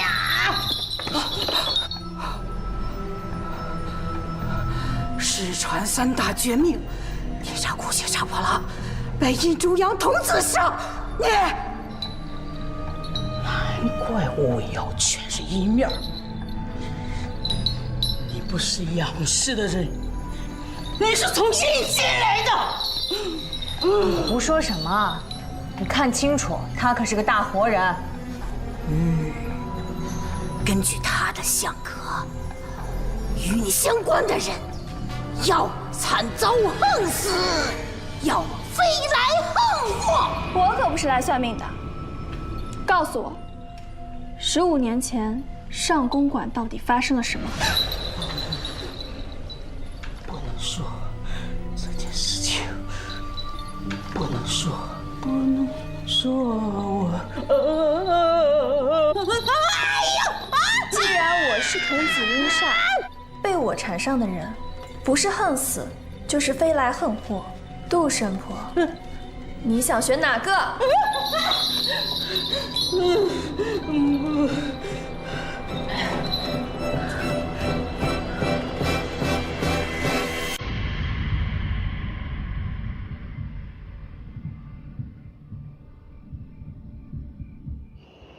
月之间，一家老少27口无一生还，从此商家公馆成了鬼宅，银陵盘踞，夜夜鬼啼，夜夜鬼啼。经你这么一说，我还真听到了哭声。莫非你是鬼宅的新主？是我。你就是绝灵、绝杀、绝死、绝死的3绝之句。那你不是神婆吗？有什么破解的办法吗？有人杀过来了，快跑！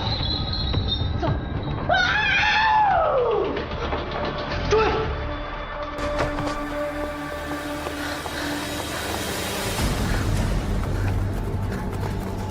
你们快走！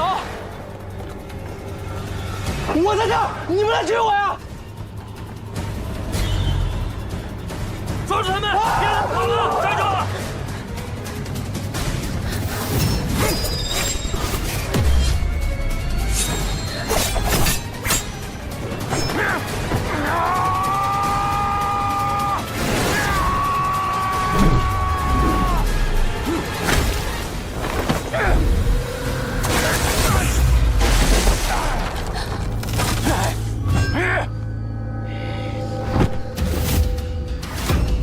难道他是无辜的？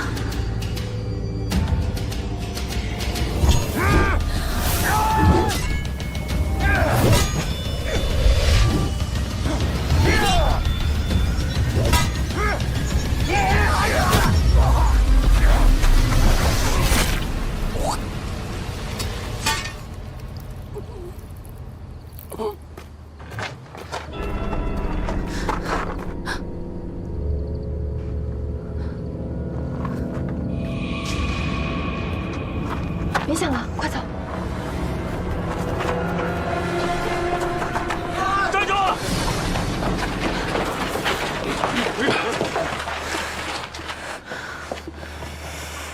虎爷，我可是警察，你们公然袭警，无法无天了吗？伯爷，伯爷，沈爷被杀了，怎么办？在我们这个地界，只有一种法，杀人偿命。杀了他！沈爷报仇！杀了他！师傅，都别动啊！谁动打死谁！爸，甄大队长，哎呦，这是自己人啊！我介绍一下啊，这位是如意毒坊的冯老板，这是我闺女，亲闺女，这都是自己人，高抬贵手，给个面子，放你吧。甄大队长，我们八门的事儿从来轮不到杠子插手。哎呦，我亲闺女都让你压这儿了，我还不出手吗？三爷来了。三爷。哟，三爷，啊，你怎么在这儿呢？甄大队长，那2个杠子已然越了界，你今天兴师动众，带着人，这明显瞧不起我呀！嗨，哪里，那是误会。3张通行证刚办好。2个小妮子都是值钱的尖儿货，怎么就给放了？这个姓甄的许给我一个不可抗拒的条件。什么条件？3张省内外的通行证，不受南北军阀派系的影响，运输畅通无阻。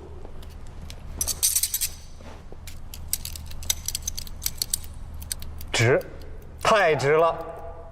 查一查，宜祥运输公司是不是资不抵债想要拍卖？如果是的话，咱们的通行证就到手了。三爷放心，我亲自去查。沈渊这个莽夫，丢尽了楚门的颜面，他的死就是他的无能啊！三爷啊，我看过沈渊和皮瘸子的死状，这事有蹊跷啊。还有姓赵的这小姑娘，行为举止也怪异得很。你们李门呐，玩的就是装神弄鬼儿。你要是胆儿小，你还回去唱你的戏去。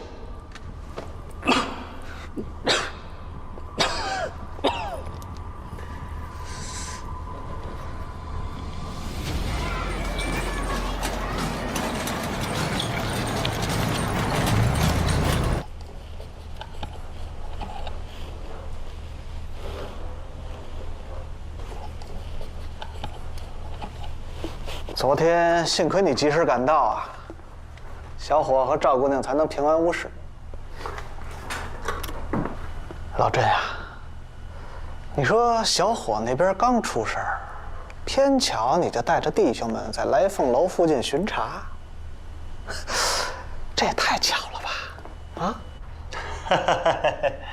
这是您金局的福气好，得亏是这么巧啊，要不然那后果不堪设想。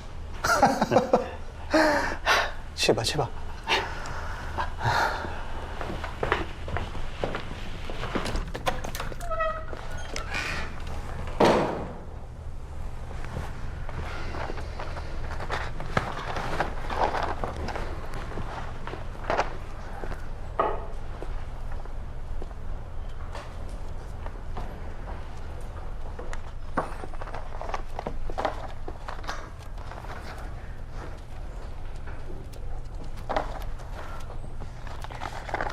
在忙什么？我错了。我一点都没怪你，我就想告诉你，危险的地方不要去。赵玉缺不是白蚂蚁。什么蚂蚁？昨天追杀我们的杀手身上有一个蚂蚁刺青，在上家公馆摔死的人贩子身上也有一个相同的刺青。我顺藤摸瓜查到了很多年前江湖八门里有一个犯罪组织叫白蚂蚁。他们从事的就是抢劫掠货、拐卖人口的勾当。他们首领叫佟山豹。15年前，这个白蚂蚁组织突然销声匿迹，同年上家公馆就发生了灭门惨案。在那之后，南都市的人口失踪案件就越来越多。刚开始还只是少女儿童，可是这几年，黄头钱越来越猖獗，消失的都是青年女大学生。我有没有说过，让你以后不要管这个案子了？可是这些女大学生都年龄相仿，我怀疑是黄头钱他有固定的目标。别说了，甄小伙，我现在命令你，不许再查这个案子。我不！如果被拐卖的是我呢？回来！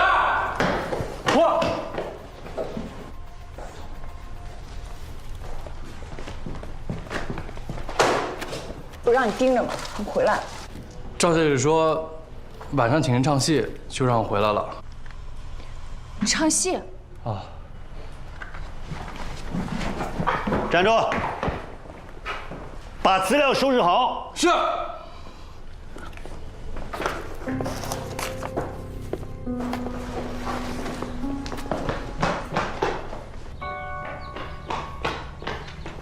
小伙，你来啦！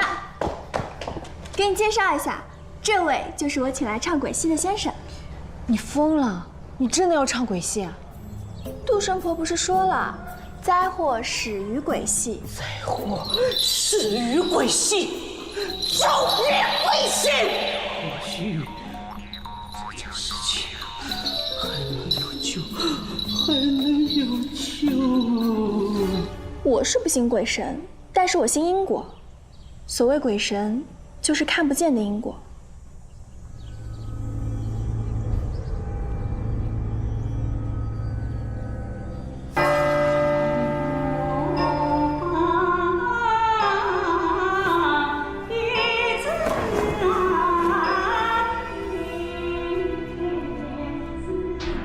其实别人最擅长的魔术是大变活人。真的吗？你快变一个。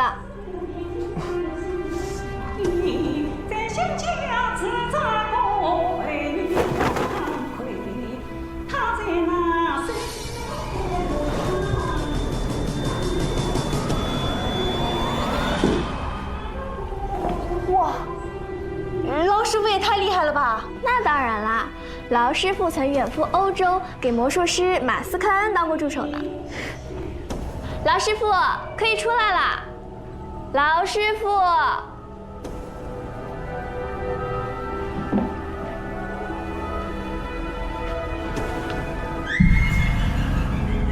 老师傅。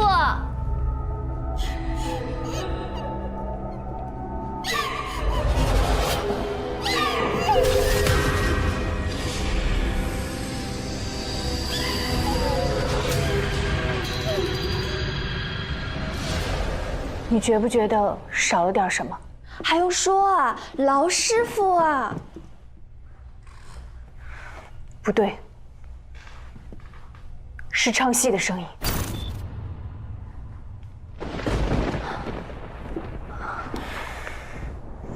走，去看看。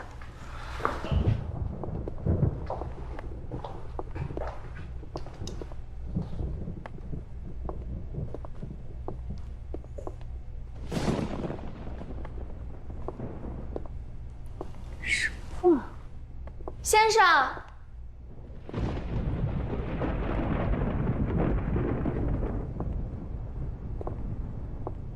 先生，先生，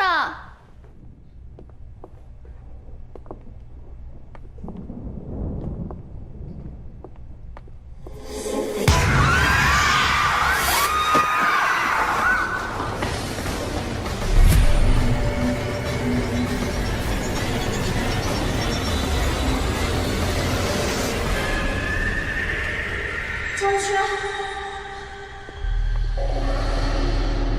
周一轩，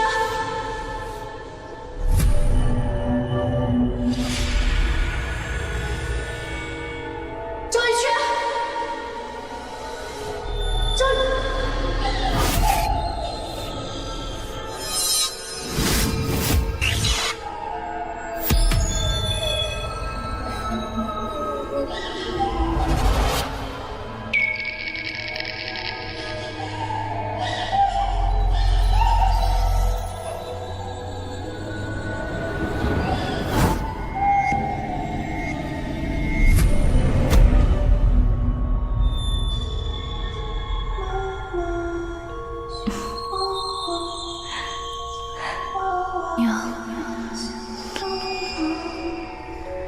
娘，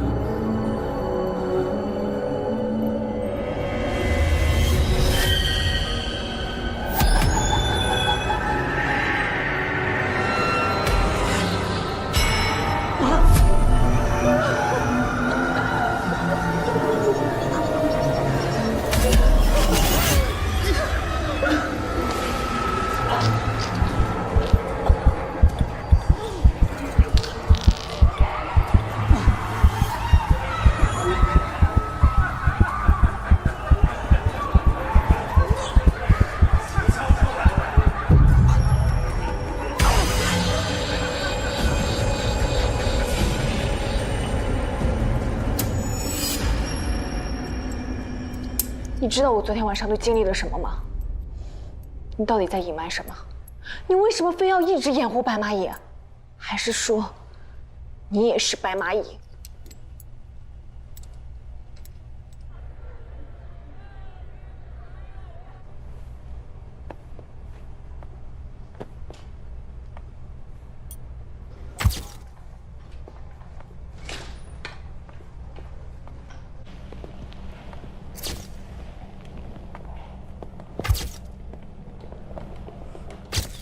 哎，你们就出去。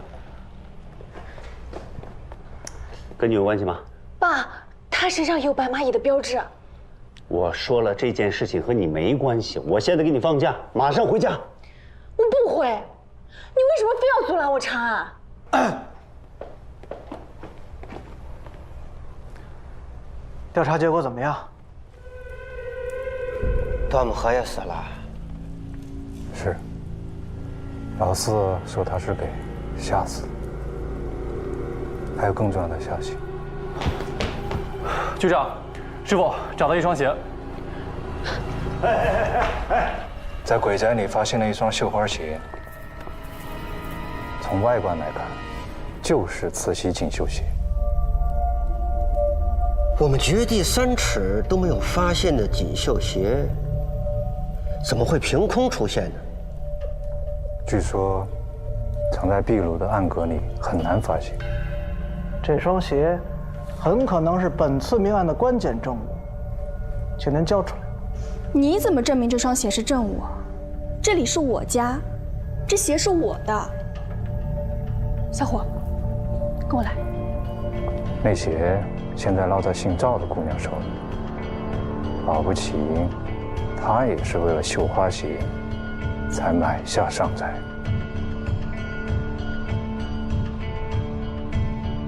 总之，要找到绣花鞋，才能对那个人有个交代。这事儿您放心。对了，怡祥货运公司的拍卖很快就要开始了。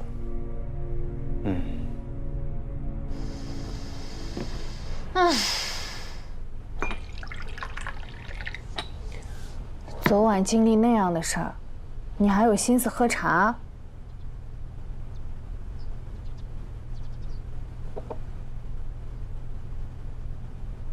这款糕点呢，是我从法国的宫廷糕点师那里袭来的手艺。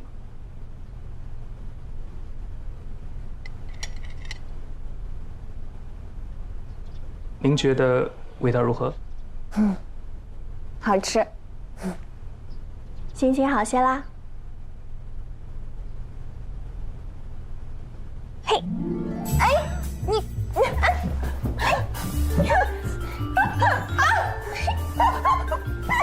好了好了，别闹了。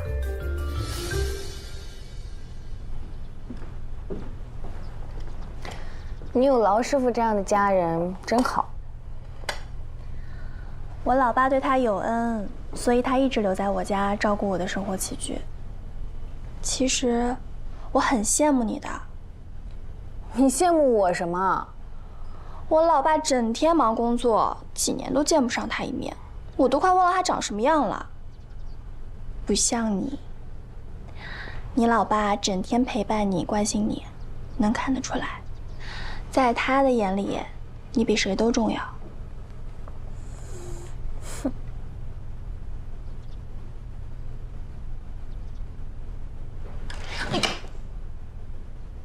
对不起啊。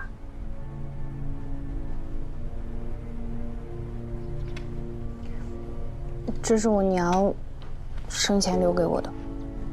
你娘去世了？很多年前我曾经遭遇了一场事故，所以之前的事儿也都不记得了。哎呀，差点忘了件很重要的事儿。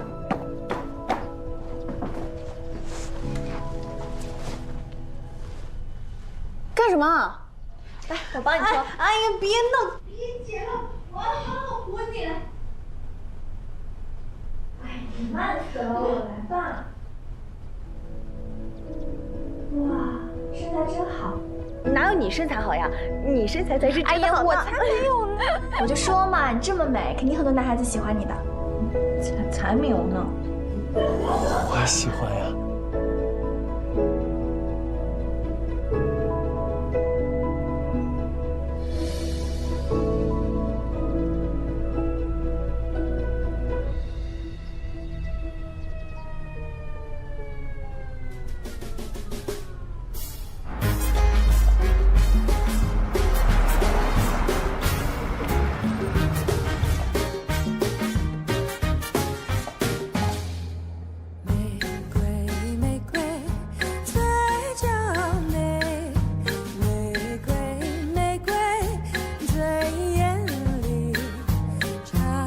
我先去办金牌手续了。哦。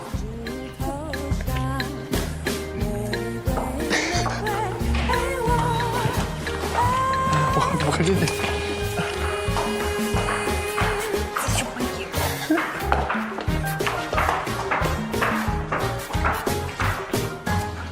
老爸整天陪伴你、关心你，能看得出来，在他的眼里，你比谁都重要。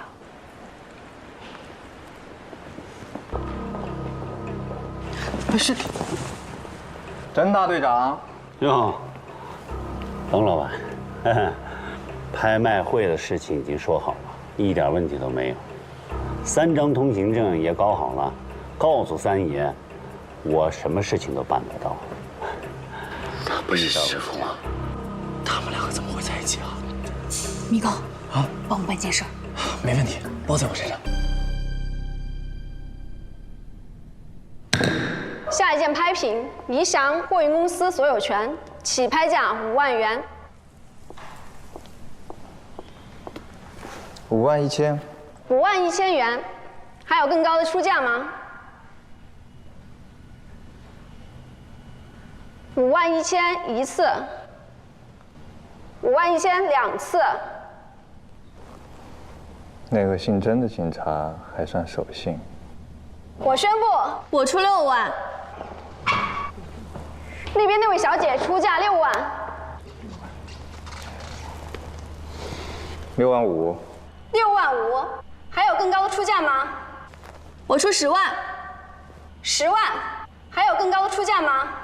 这3件通行证，我势在必得。11万。我出20万。20万，20万已经打破了本拍卖行成交记录了，还有更高的价吗？20万一次。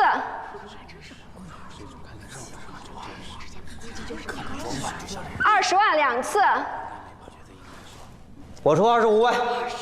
25万，常三爷出价25万。三爷，那可是咱们所有家当。那边那位小姐还会出价吗？我不出。成交。赵小姐又见面了。常三爷，恭喜恭喜，重金拍下宜香公司。唉，说实话，我很舍不得呢。此话怎讲？这宜香货运公司本是我家的产业，只可惜经营不善，我老爸偏要把它卖掉。可我又是真心喜欢这家公司，想把它买回来。这宜祥就是宜缺在飞翔嘛。这么说，我多花了20万，跟你竞拍了一家你家的公司。不对，话得说清楚，是我老爸的公司。不过，这25万确实由我先行保管了。赵小姐果然是聪明过人呐。不过赌注下得过大，也许会连命都赔进去。我倒是觉得，赌大赌小都是赌，不如刺激一点。好啊，既然赵小姐喜欢刺激的话，不如到避赌坊消遣消遣如何？不必了，我们走。赌坊哎，好像很好玩啊。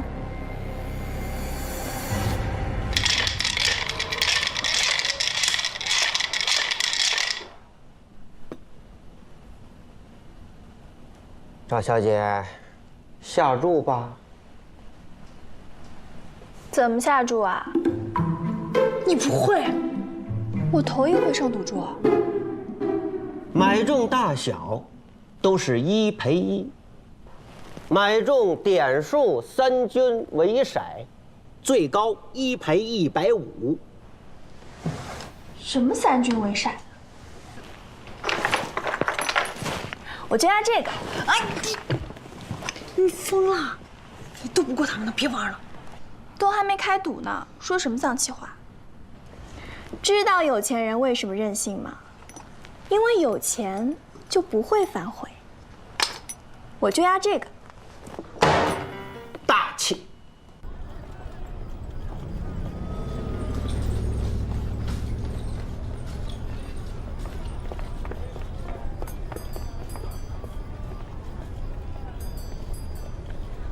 哥，啊，帮我办件事。没问题。今天是我吧？啊！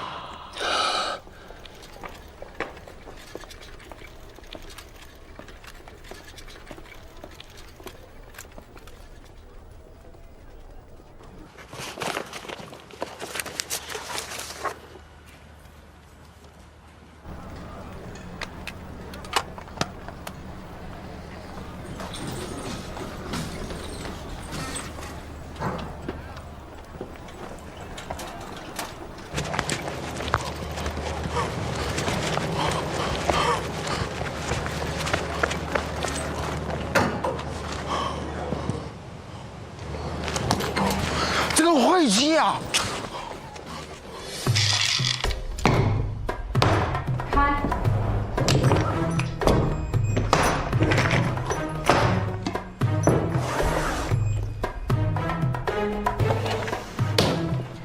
怎么回回都是你赢？你出钱。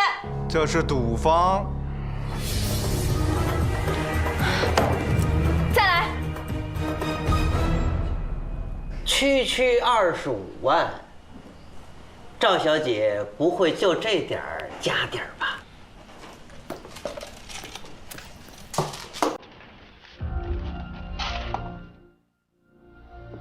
我还有这个，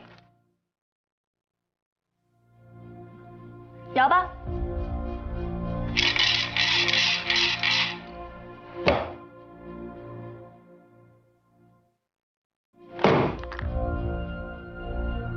最后一把，赌个大的。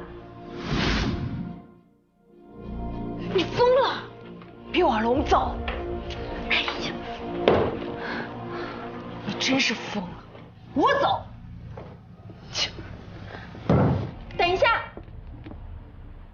赌完这把，我们一起走。开。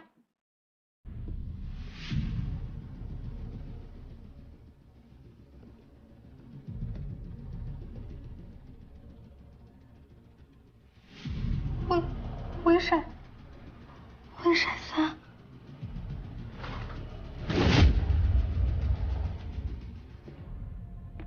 这地契的成交价是5万元，1赔150，就是750万元。承蒙3爷关照。清场。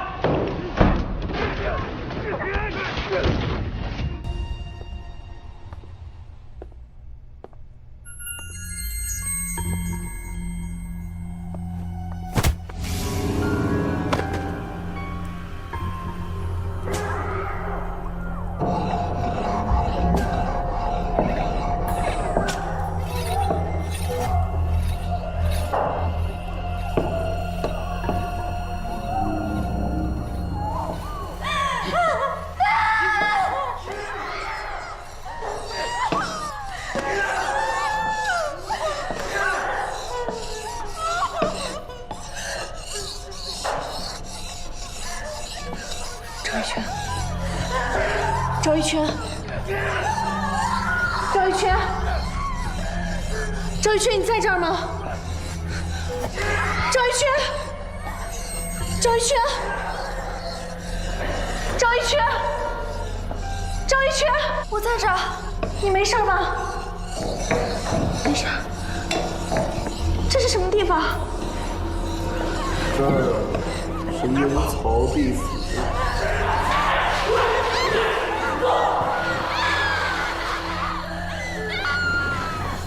原来这就是你们黄头钱的老巢。我们不只做黄头钱的生意，遇到品相不够的，我们也会把它踩伤蛇哥了。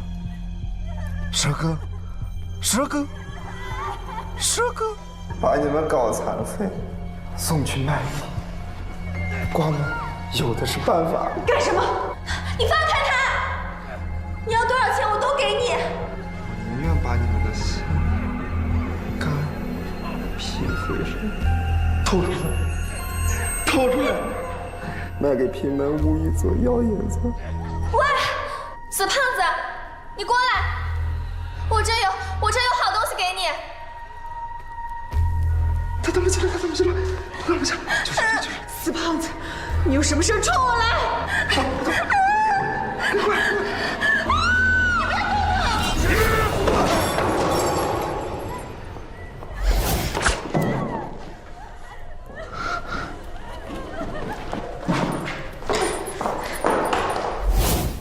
小伙，快！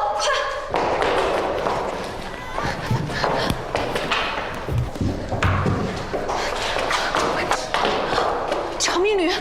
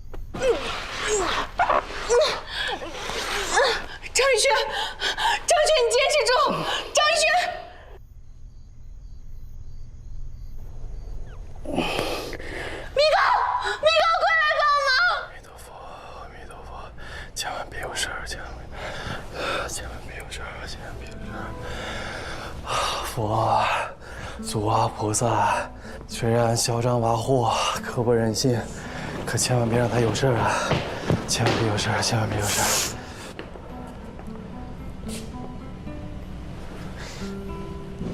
老师傅，对不起。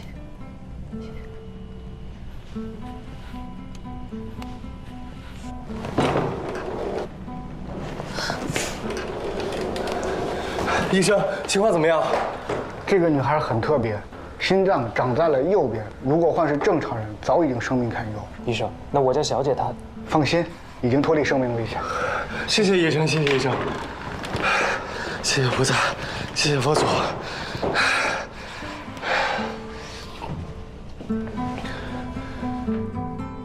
之后的几天，发生了很多事情。之前谁都没想到，黄头前的老巢竟然与上家公馆的地下密道相连。我们救下了被拐的女学生，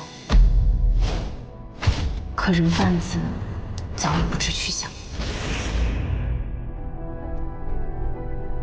常三爷被发现死在秘密据点里，残留的账簿表明，他就是黄头前生意的幕后黑手。公开的说法是常三爷恶行败露，畏罪自杀。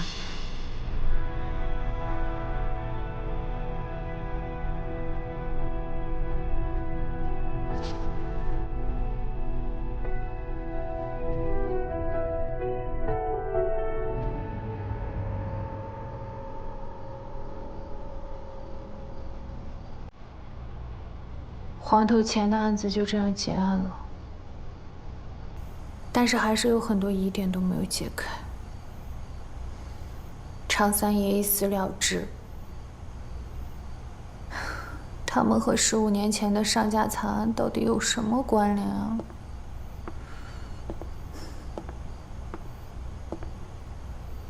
喝点东西吧。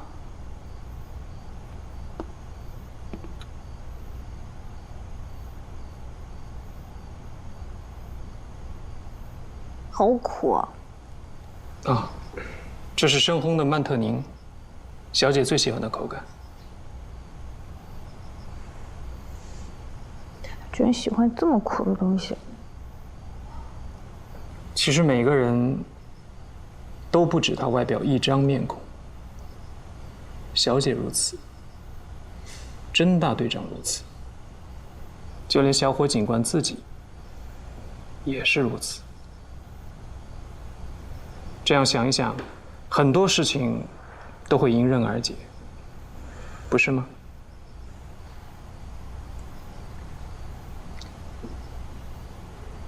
这是我家小姐的成名履。这是我母亲留给我的。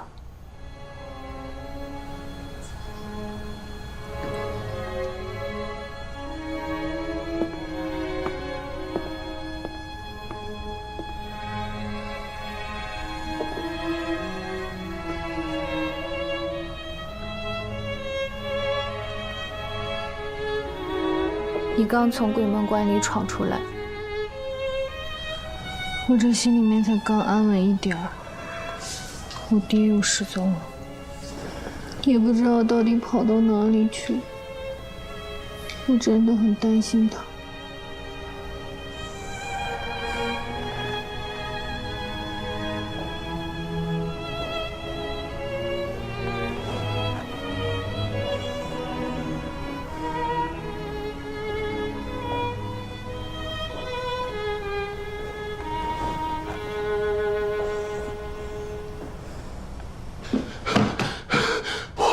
侯爷，师傅有消息了。我们做了很多好事啊！这许少侠，许的真队长啊，我认识啊，这么好的一个人，我认识他，见过。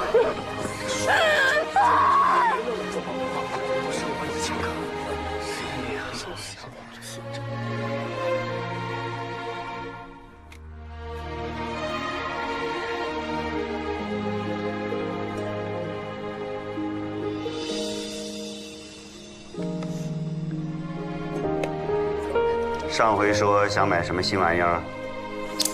啊，有钱了。你还当我是小孩子？我说了，这件事情和你没关系。我现在给你放假，马上回家。你为什么非要阻拦我查案？我怕你惹祸上身呐。我不！如果被拐卖的是我呢？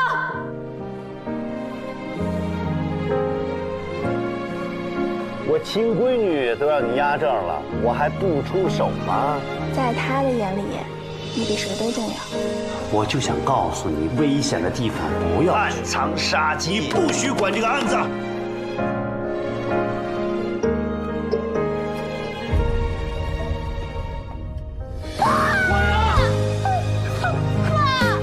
侯爷。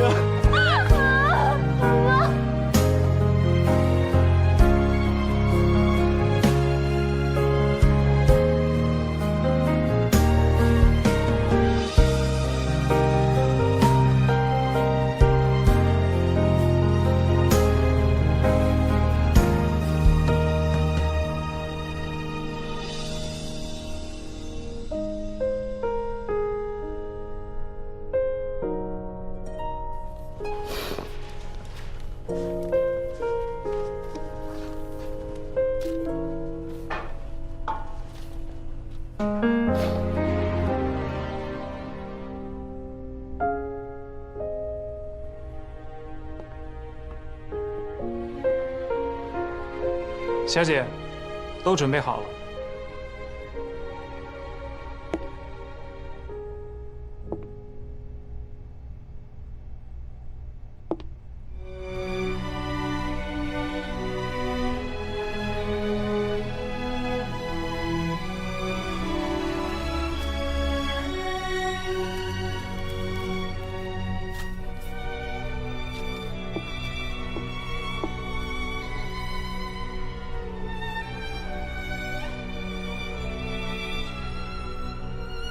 我们回局里。金局，刚好你也在，我有事要拜托你。请讲。在我昏迷期间，劳师傅把这双绣花鞋拿给鉴宝大师白不存鉴定，判定这双鞋确为前朝慈禧太后的秘宝——花开吉祥锦绣鞋。确实是白不存的鉴定证明。当年八国联军攻打北京城，慈禧太后落难前，派人把宫中秘宝藏起来，密令江南3大制造局打造了这双锦绣鞋。据说，宝藏就藏在这双鞋里。我是对寻宝没什么兴趣，但觊觎者大有人在，所以我联系拍卖行，明日就对这双锦绣鞋进行公开拍卖。这双锦绣鞋价值连城，我希望警局能提供警力，到我家协助保护。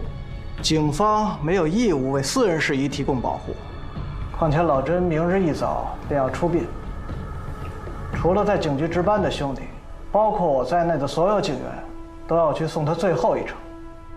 那我直接一点，今晚谁来我家保护锦绣鞋，酬劳1000大洋，2000大洋。赵小姐，我们和师傅的感情，你不能用钱来砸吧？这世界上就没有用钱砸不了的东西。你，如果有，那就是砸的还不够。你说的是人话吗？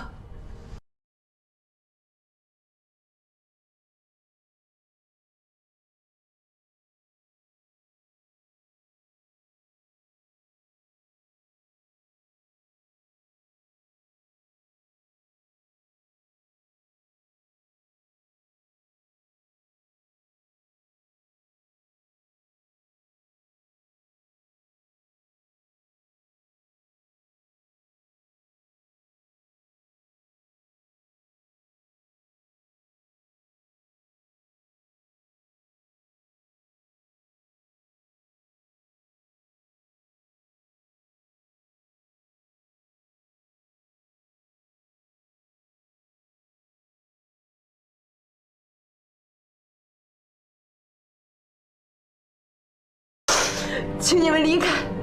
什么？走啊！兄弟们，给赵小姐让路！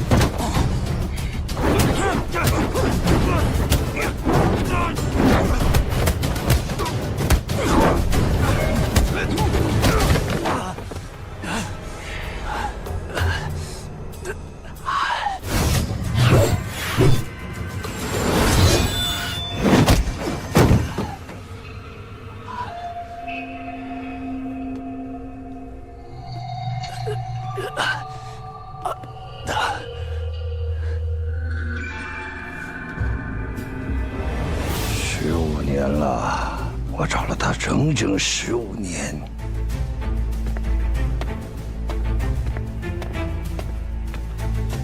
我等你很久了。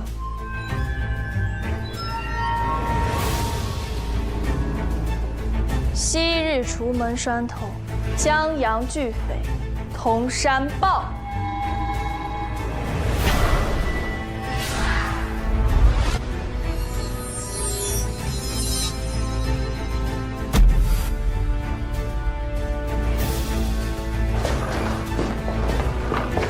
米高，快醒醒！怎么回来？通知警局，到上公馆抓人。啊？什么情况？等等我！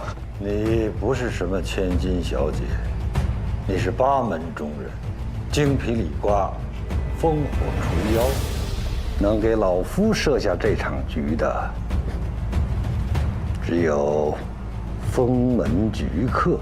哼！15年前。叱咤江湖的除门栓头铜山豹，勾结洋人里通外国，遭八门围剿。铜山豹不敌八门，从此隐姓埋名，并在暗中拉拢八门弃徒，建立白蚂蚁组织，继续为非作歹，赚取黑钱。你得到消息，慈禧锦绣鞋几经辗转，回到了他的打造者刺绣世家上家手上。你们为了逼问锦绣鞋的下落，才杀上家所有人。鞋呢？不知道。轮番凌辱家主上清荣，还把他的尸体吊起来。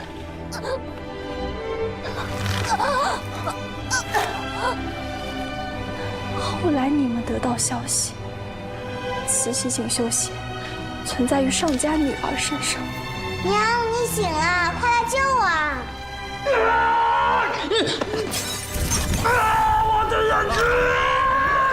谁料他们却逃走了。小雪，不要停！站住！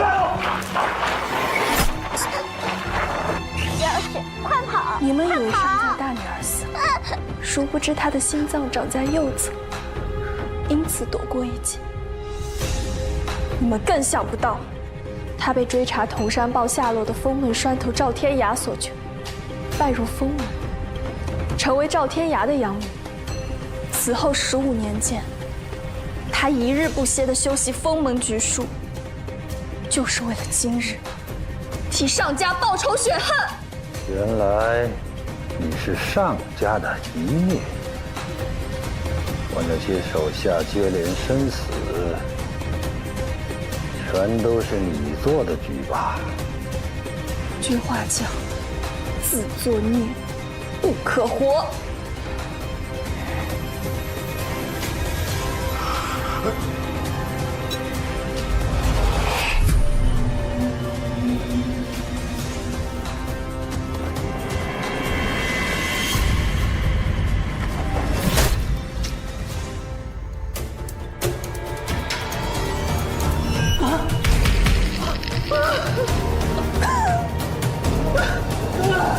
吉祥货运公司也是你设的局吧？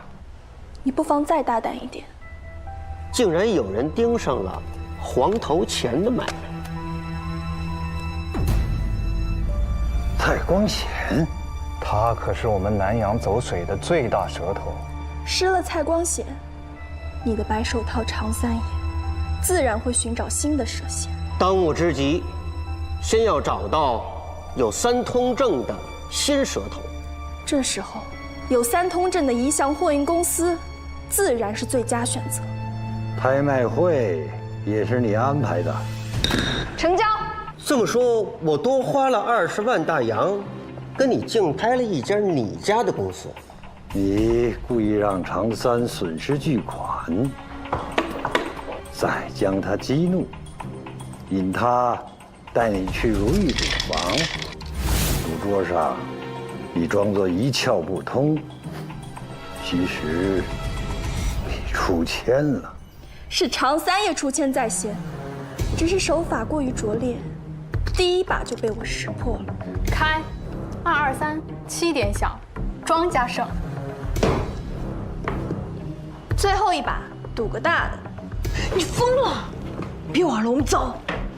哎呀！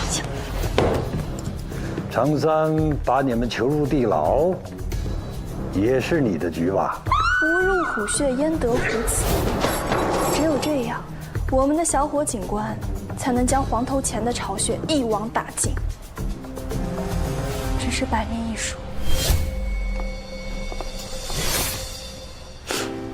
没想到又替那傻丫头挡了一刀，惨死我了！剿灭黄头钱还远远不够，常三爷的死替你扛下了所有罪状，我依然无法识破佟山豹的身份。但我知道，有一样东西，佟山豹绝不会放弃，那就是慈禧锦绣鞋。我联系拍卖行，明日就对这双锦绣鞋进行公开拍卖，画甲铸真火8眼，没有什么是火门仿造不出的。这双高金仿慈禧锦绣鞋花了我大把钞票，好在他们还附赠了一份鉴宝大师白不存的鉴定书，当然也是高金仿。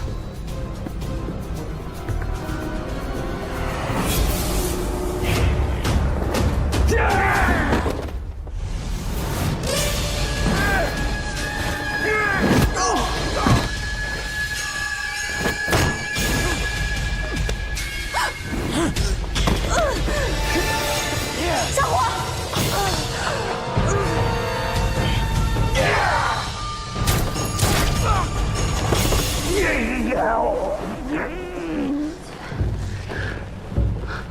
局长，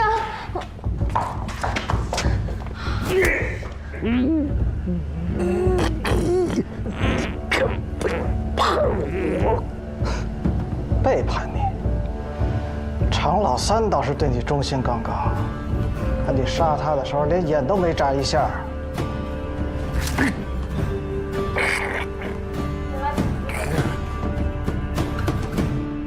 你是最后一只白蚂蚁。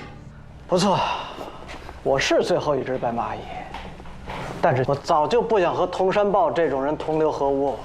现在罪魁祸首已然伏诛，我为什么不能继续当一个为民请命、除暴安良的警察局长？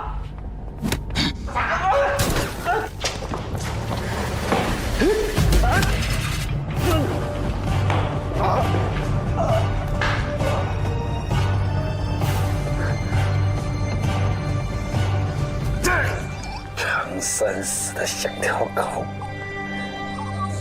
跟他一样。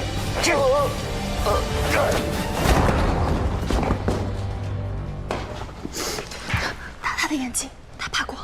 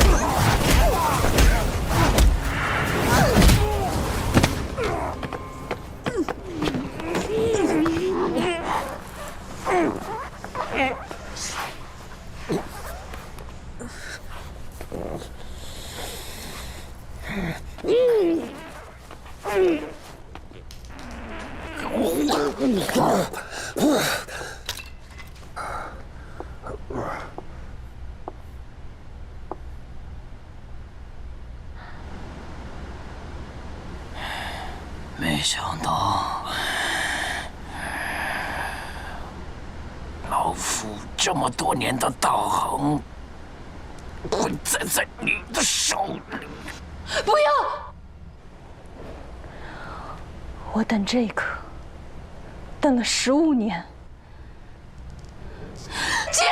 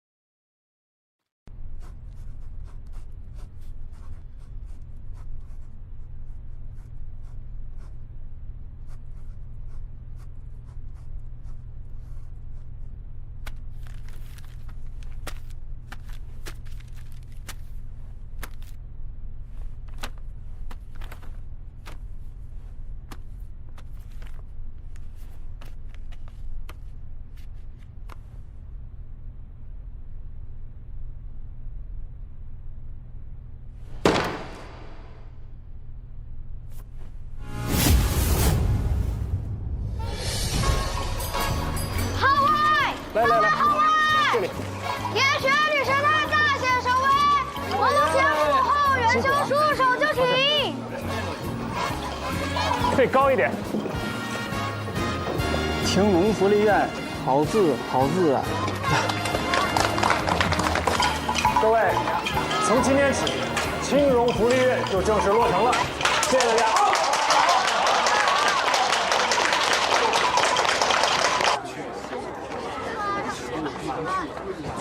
耶，你怎么来了？哎，等！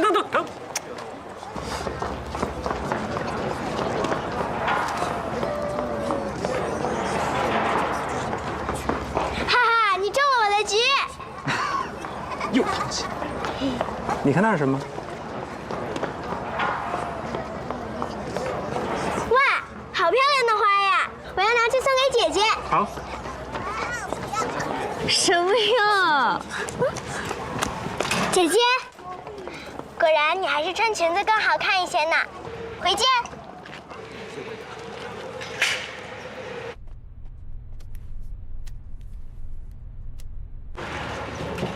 他也是封门的人啊。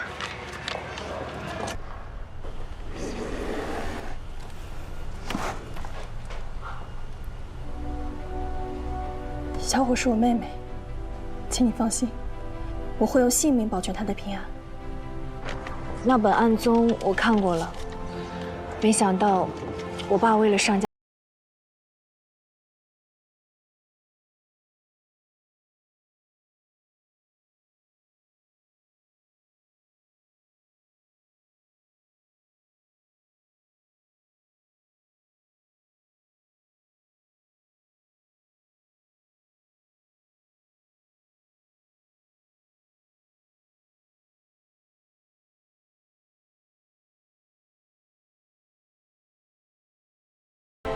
带给他温暖。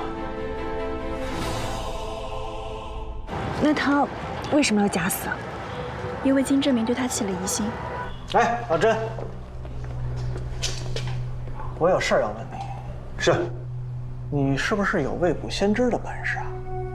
每次小伙有危险，你都出现在现场，而且我查过，当年上家惨案明明就是你经手的，为何要撒谎？ 所以我们干脆来了一记偷梁换柱，把冯清秋引到鬼寨。给你道个歉，冯老板，今夜子时邀请你去一趟上家公馆，我要亲手把你们想要的东西交给你。真正死的人是冯清秋。如此一来，不仅你爸化解了危机，他还成为了我们的秘密武器。 那杜神婆呢？她也是你的人吗？是啊。那她说的童子阴煞是？杜神婆的鬼话你也信啊？那你为什么要隐瞒我们的姐妹关系？你猜呢？你就别卖关子了。因为你也有选择的权利，是继续做天真无邪的甄小伙。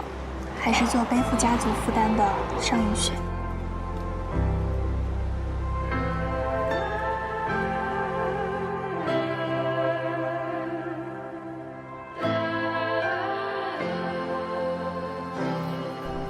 姐，你说慈禧锦绣鞋的藏宝图到底在哪儿啊？据说那是大太监李莲英酒后透露的，也许它依然藏在一个不为人知的地方。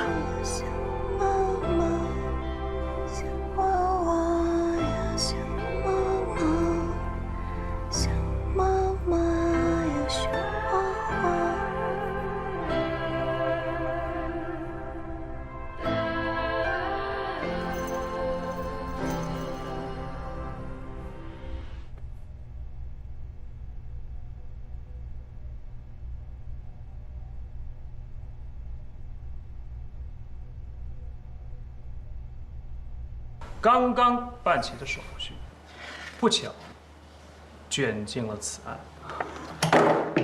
我全。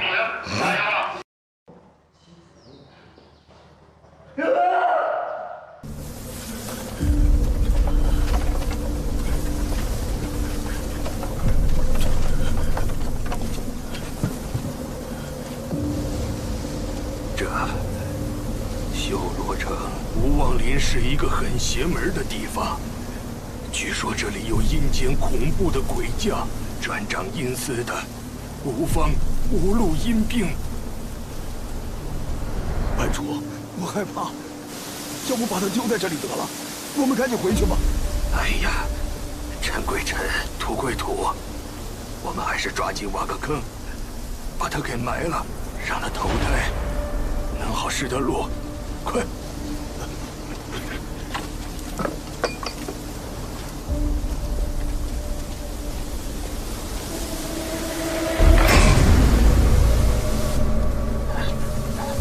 就在这儿挖，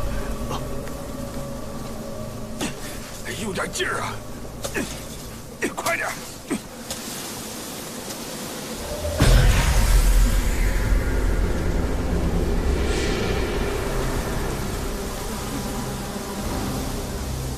他怎么活了？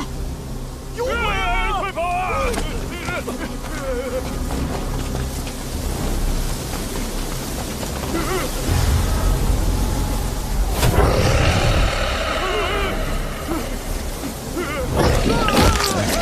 下吧，下吧，下吧！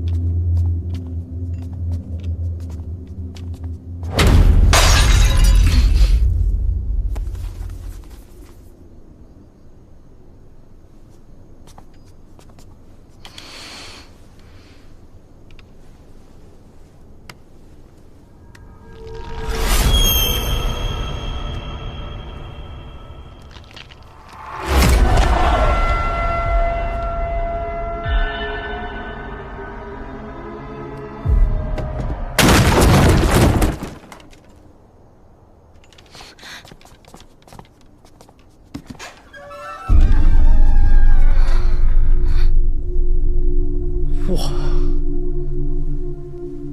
厉大哥，这让我想起了一种酷刑。什么酷刑？五马分尸。只不过行刑时人是趴着的，而他们却是被吊起来的。秉吏千户，叶百户，卑职现已查明，归命侯杨世蕃一家36口，无一生还。红白相撞，乃大凶啊！比这更严重。归命侯死的时间是阴历、阴月、阴日、阴时。这样，你去找村子里的产婆借一把剪刀来。剪刀，我家里就有。你家的不行，一定要产婆以前替人接生的时候用过的。快去安排。是，我这就去安排。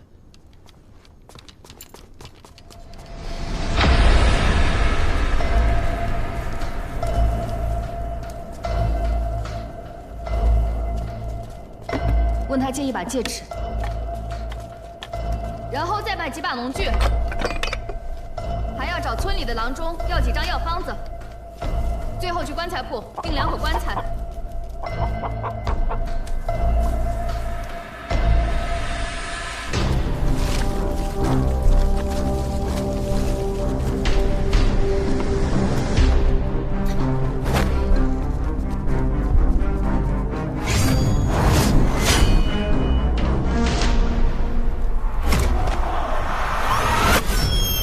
草人里的雌粉与死者残留汗液发生反应，刺激杏仁核产生记忆投影。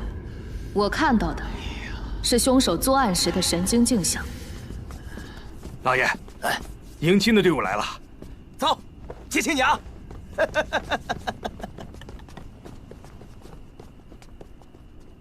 呀，我的小美人儿啊，小美人儿！哎呦，我的小美人儿！慢点儿，低头。哎呦，来来来，哎呀！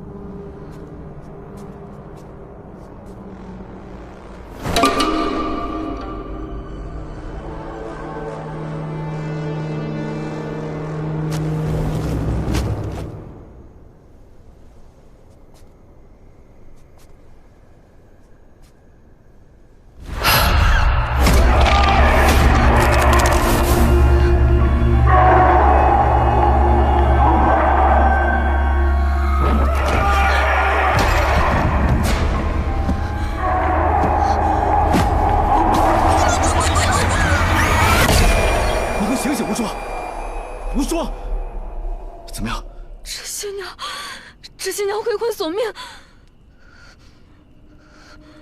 致新娘。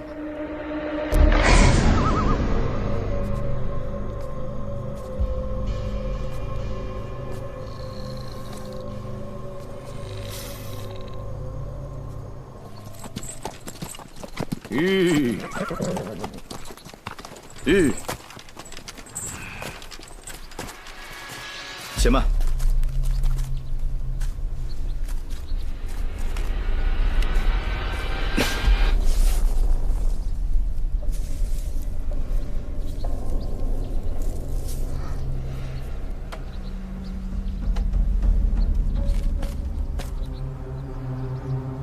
来人，在，去那里挖1丈深。是。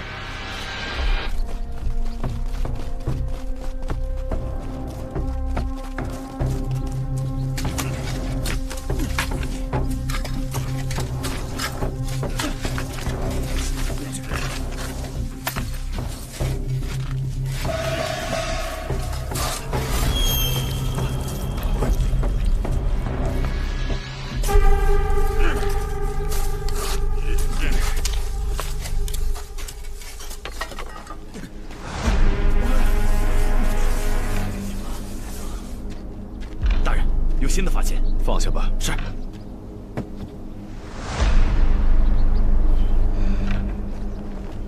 大人！啊，大人！厉大哥，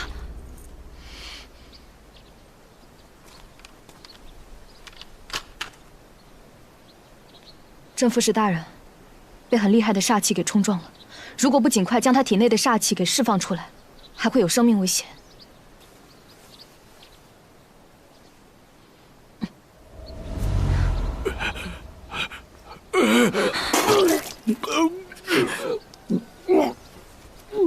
镇副使大人，你没事吧？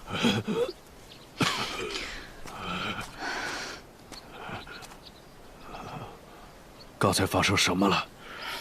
我肚子好痛啊，头也好晕，太难受了。大人，你为什么不经过我同意就打开这个白色盒子呢？要不是我及时出手，你现在都没命了。我就是想看看盒子里装的是什么，没想到盒子里会冒出一股黑气来。哎，起来吧。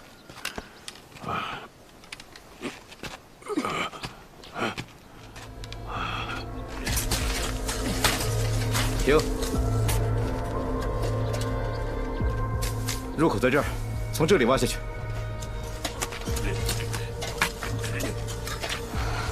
我说厉飞云，咱大赵国律法里可有一条，偷坟掘墓，斩立决。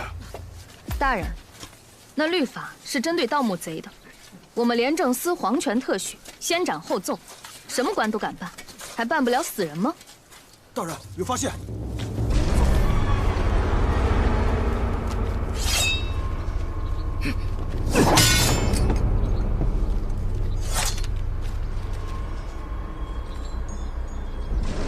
大人，我和厉千户下去看看，你在这等着我们。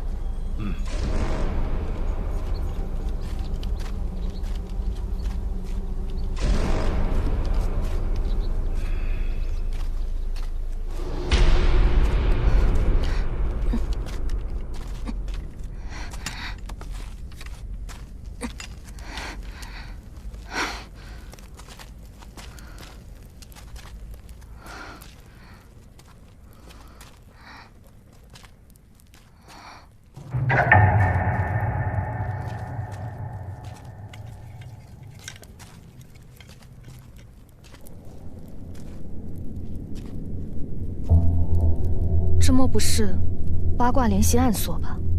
八卦联系暗锁一真一假，只有将真锁转动到制定的位置，门里的暗锁才能够打开。那若是选错了八卦，或者转动错了方向，这铁门两侧说不定有多少毒箭暗器都会一股脑的打向咱俩。极有可能。我去看看。哎，怎么？不行，我看不如让外面的力士进来，令他们轮着试。死上15个人，总能打开这门。用15条人命换我们顺利进去，也值得了。万万不可！都是在廉政司里跟着我出生入死的弟兄们，他们家中有老老小小要养，所以他们的命比我的命更重要。我们再想想别的办法吧。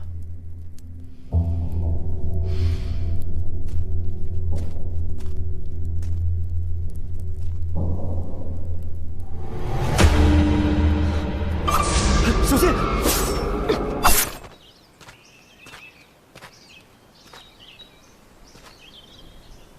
厉飞云他们俩不会死里面了吧？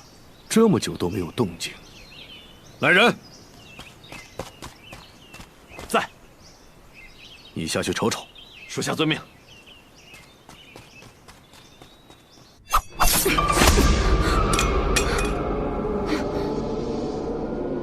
你脖子，刚才发生什么了？你抓着我做什么？刚才发生了什么事，你都不记得了吗？方才看见这八卦联系暗锁，然后你让我先别碰，再之后，就是你用力抓着我的手。你看看地下那把刀。你的意思是，我刚才用这把刀片袭击了你？不然呢？要不是我躲得及时，恐怕不是这点伤口了，脖子都给你划了。我也不知道。只是刚才看见这八卦联系暗锁，突然间就好像什么都不记得了。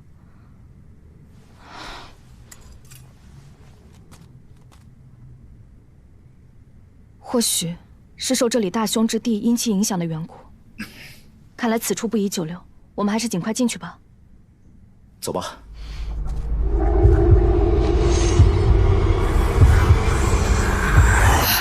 二位大人，魏镇副使让卑职问问，可有新的发现？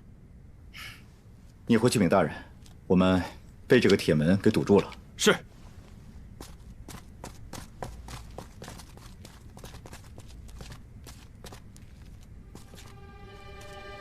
到底左边的八卦是真，还是右边的是真呢？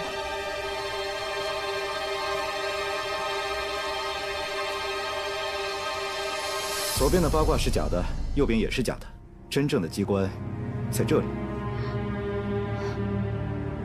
哎，还是我来吧。待会儿要是有危险，你记得躲快点。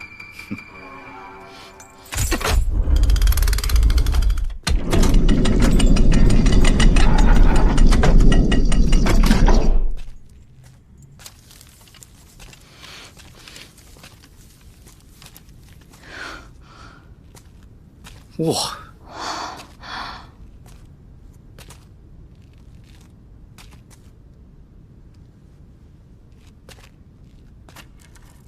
为官这么多年，我从来没见过这么多财宝呢。打开看看。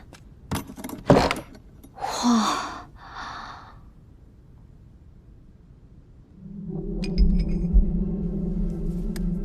喏，你干嘛？拿着。你我出生入死，来这地洞走一遭，算是给你压压惊吧。回去以后呢，你可以买点胭脂水粉，也可以穿点新衣服，把自己打扮一番，要不然怎么嫁得出去呢？或许这里面的财宝全少了，也没人会知道。你不会想把这里财宝全都贪没了吧？这可是归命侯搜刮百姓的民脂民膏，取之于民，用之于民，也未尝不可。说的是有道理的，可是万万使不得呀。你忘了咱们进门前来了个眼线吗？那上面呀，有无数双眼睛盯着咱们呢。咱们为官一职，还是应该多为百姓考虑一下，把它交给朝廷为好。走吧。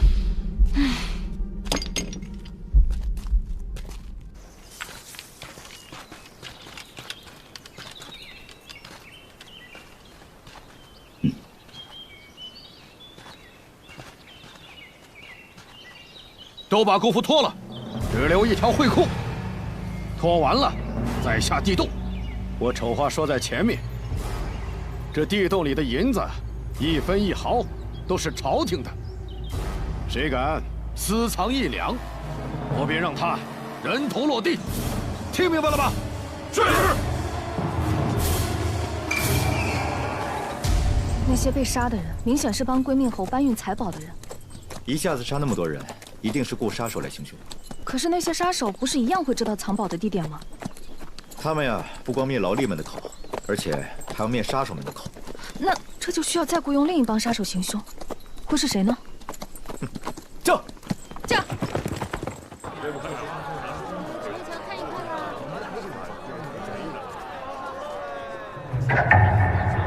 走。我要5斤五花肉，五花肉连着5斤5两5钱脆骨。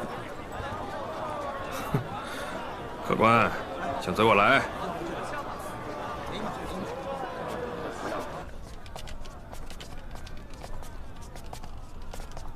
掌柜的，来客人了，请吧。要杀什么人呢？准备了多少银子？我们来这儿不是为了杀人，也没给你准备银子。不杀人，你来这干什么？难道找事的？原来是廉政司的2位大人呐！小人失敬，小人失敬。镇东阳呢？廉政司这是要给我们派差事了。有些事你不配问，只需让镇东阳来这里见我们就是了。好，2位大人稍等，小的去就回，去就回。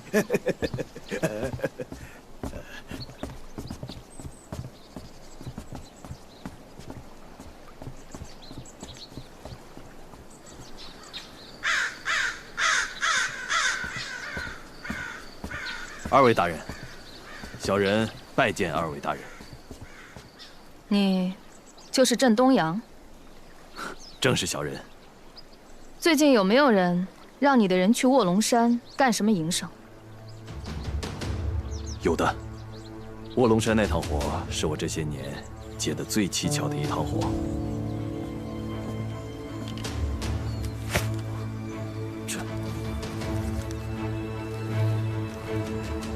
这多给5000两是什么意思？多给你自然有我的缘由。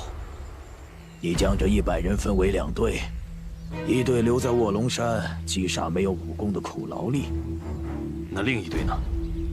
第1队杀完，第2队杀光第1队。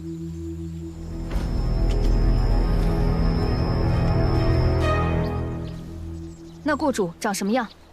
那人蒙着黑纱，我没有看到他的真容。不过这人的确有钱，给了我1万两，在卧龙山杀了人，又给了我1万两，让我办另外一件事情。又给你1万两，让你办什么事情？他让我找人握一个大木箱到修罗城，说那里有他的人接应。大木箱？嗯。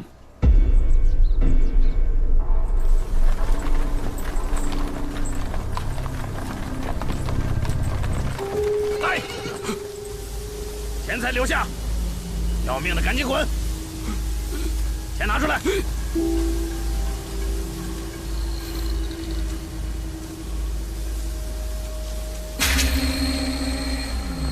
老大，人不见了。老头，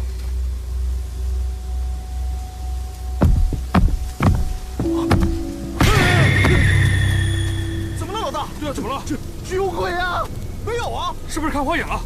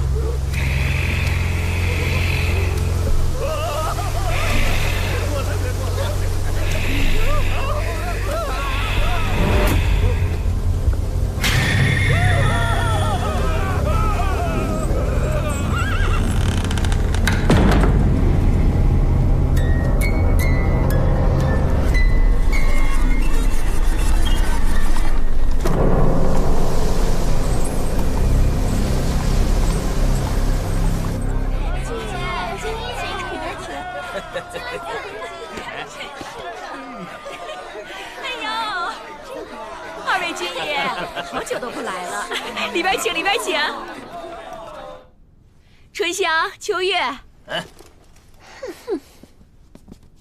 夏竹、东篱。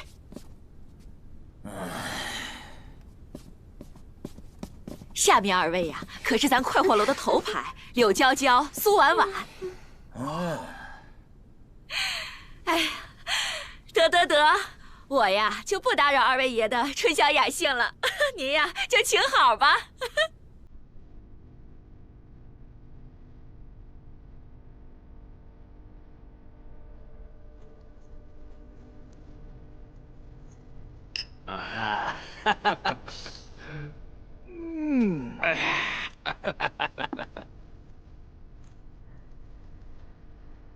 我听说最近啊，是新娘回魂闹得特别凶，回宁侯一家全部遇难。来，干！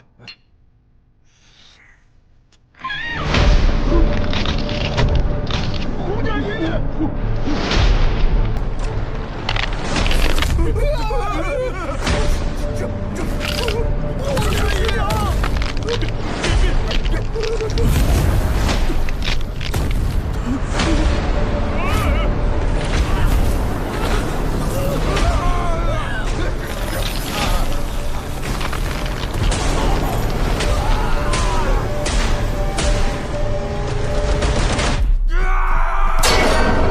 此去修罗城，正逢3年1度的驱魔大典，再命有司大魔庞哲之礼。正是，正。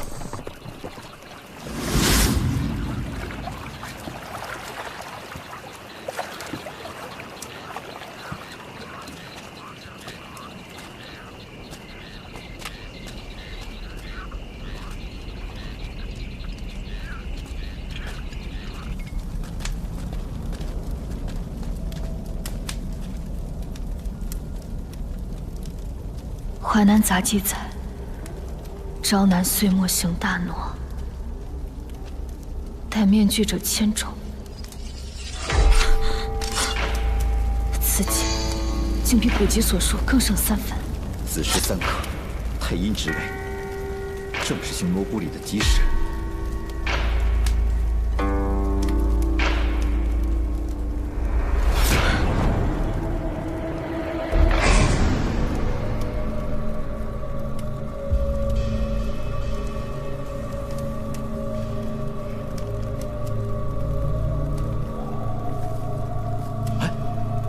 牛头马面，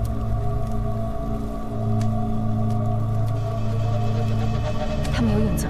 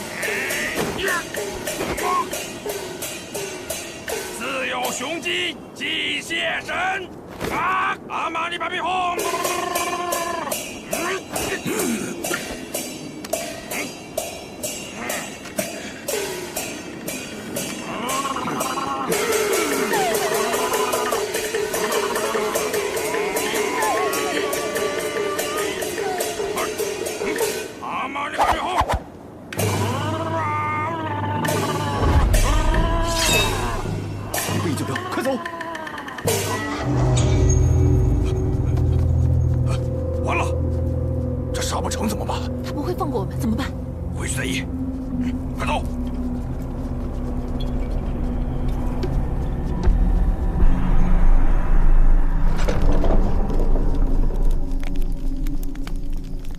大胆！你们真是好大胆，竟敢私自闯入我的府邸！我看你们是老寿星上吊，活得不耐烦了。什么东西？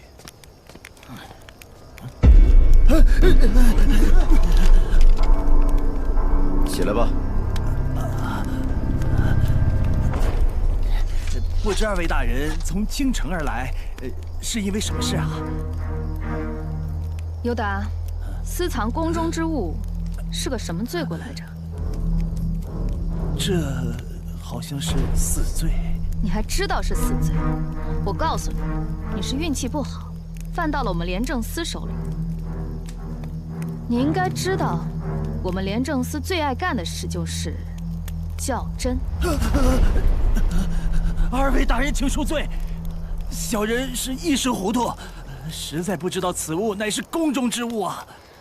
只需你交代明白这玩意儿的来历，我们就放你一马。啊，此物乃是小人的一个手下送给我的。放屁！啊，别以为我不知道，是归命侯给你的。你是怎么知道是归命侯送给我的？天上的事情，廉政司知道一半，而地上的事，廉政司全部知道。就你那点小把戏，岂能瞒住廉政司的法眼？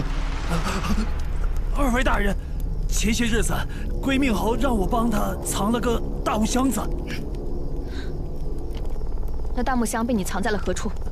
这，尤达，想活下来，总得证明你有价值。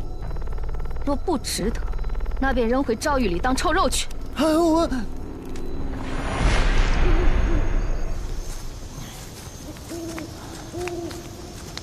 就埋在这里。来人，挖！是。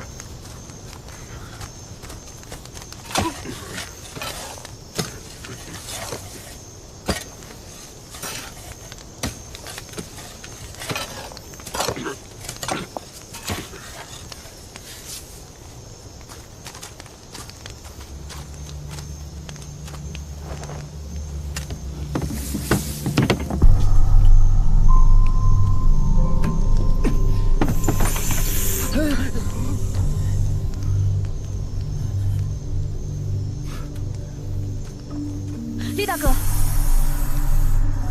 这玩意催命，你看不得。把箱子封存，带回去。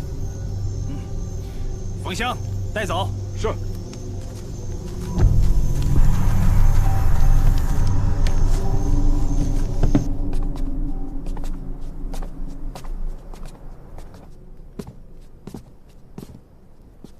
小二，小二，有人吗？小二，没人。客官，神出鬼没的。找2间上好的客房给我。有，这边。鬼鬼祟祟的。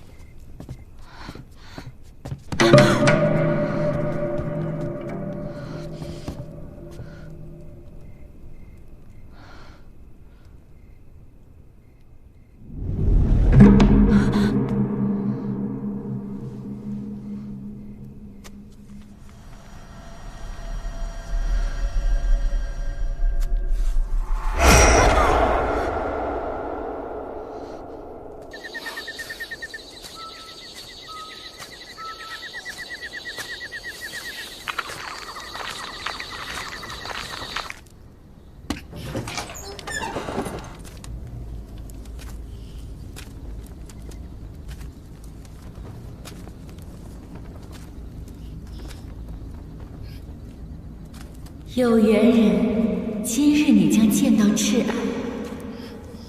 向胡三太奶虔诚的祷告，你便可在深夜换来思念的伊人。午夜子时才能打开扇子。只要凝视扇中美人，口中默念思念之人的名字，他便会出现。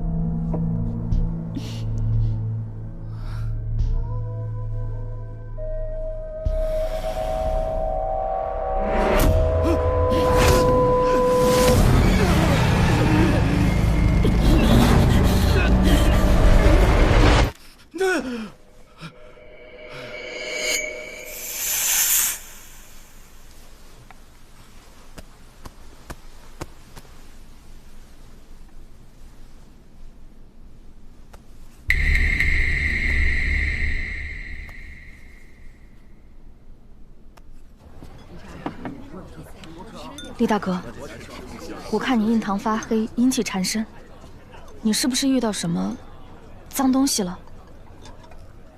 此事说来蹊跷，昨晚我梦到一个神秘的女人。谁？画中人。画中人？对，画中人。她从扇子中出来，死死盯着我，极其恐怖。扇子？什么扇子？就这把扇子。我梦到我去了胡三太奶庙，这把扇子就是他给我的。厉大哥，你仔细想想，你看扇子时是否有奇异之事发生？他好像说过一段话，我记不太清楚了。我就记得他这上面好像发出一阵异香，然后他从上面就走了出来，还是个美人。大人，昨晚我们挖出的证物全被人盗走了。全被盗走了？不好，我有种莫名的预感，不知在哪里有双眼睛总能盯着我们，好像我们所有的计划和行动都在他的掌控之中。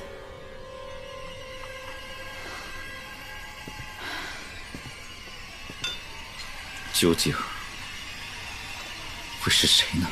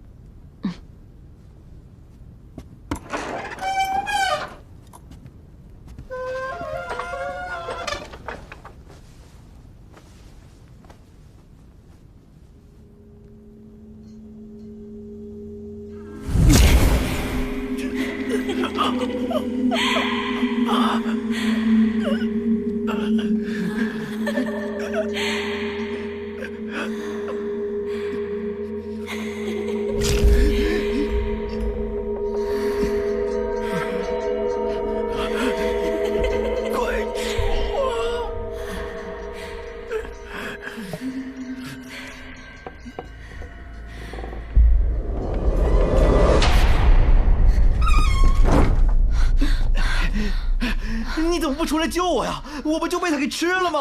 我不是没找到合适的机会吗？二位大人，没事吧？来，把脚拿开。我特意在你屋内撒了一层厚厚的荧光粉。哦，大人是故意放走那个贼人，好顺藤摸瓜，一起将那贼窝一网打尽。所有人沿着脚印给我追。走，是。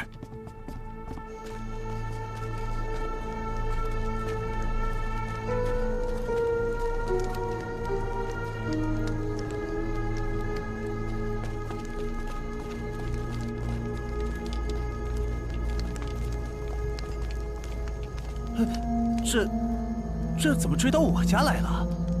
也许女鬼就躲在你家里呢。你，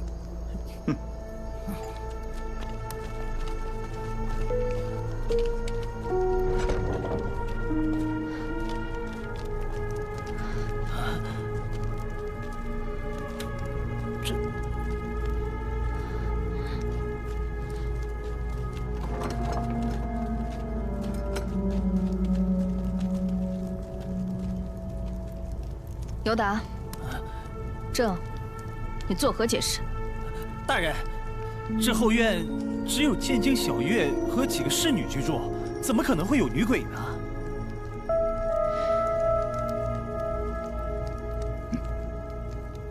哎，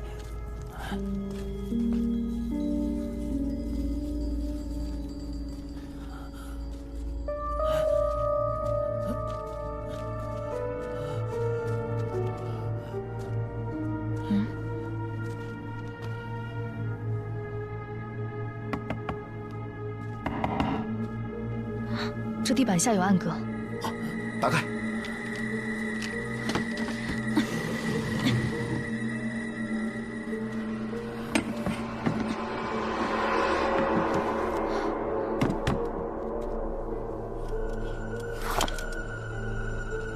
小心有诈！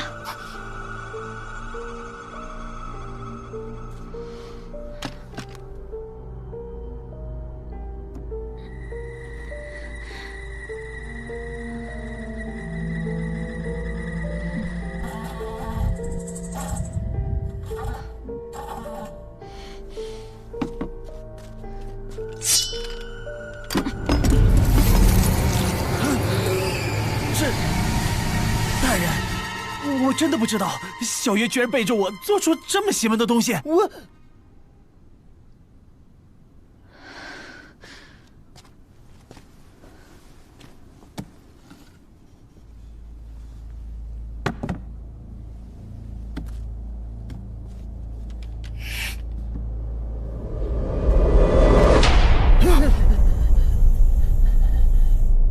此人好生歹毒啊！竟用如此的凶物来镇守木下，若不是无双提醒我的话，怕不是着了他的道。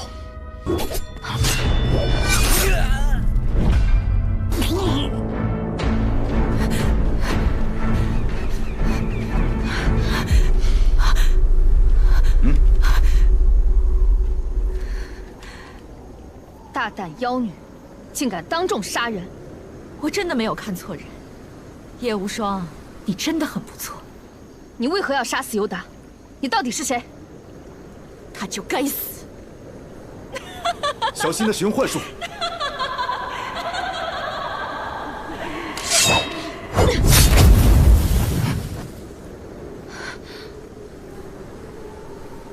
傀儡术，又是傀儡术！大胆刁民！为何擅自出现在杀人案发现场？哎呀，大人，我们只是路过此地而已。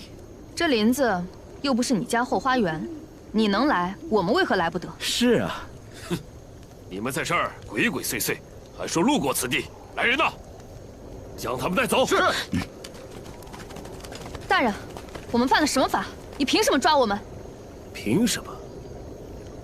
就凭我是按察使，带走，走走。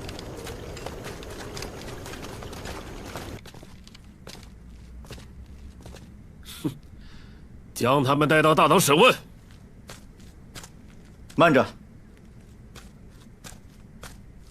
凭什么审问我们？我们所犯何罪？你们鬼鬼祟祟出现在案发现场，想干什么？还敢如此嚣张，罪加一等。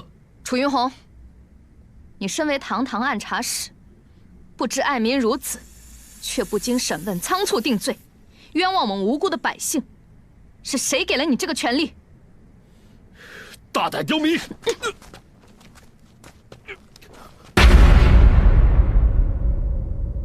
看清楚了，林正思，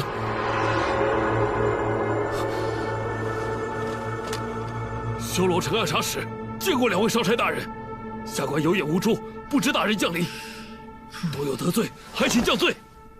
楚云红，你将我们抓进牢里，仅凭一句不敬，就想搪塞过去吗？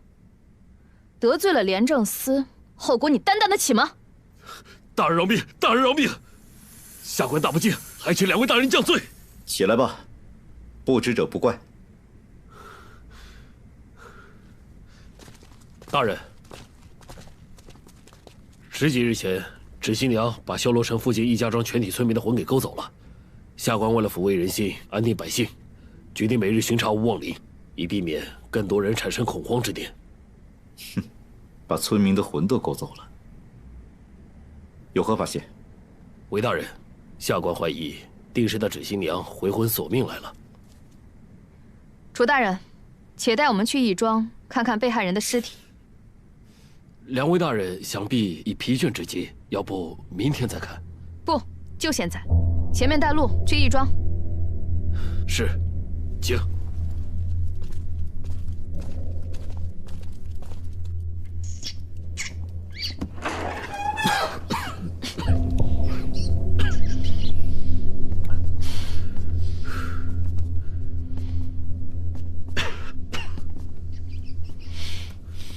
这些是纸新娘回魂被勾走魂魄的受害者尸体，这2具尸体是修罗城的总兵马金忠、参将马保国兄弟。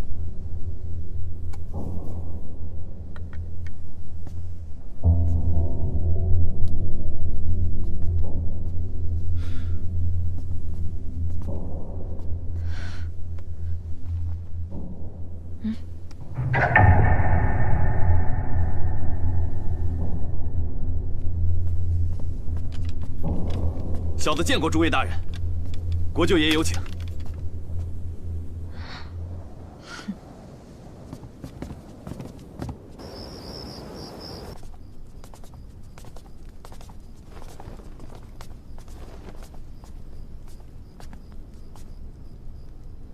见过国舅爷。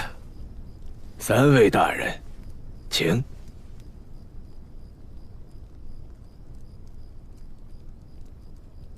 大人不要误会，老朽只是想给各位接风洗尘，望3位大人笑纳。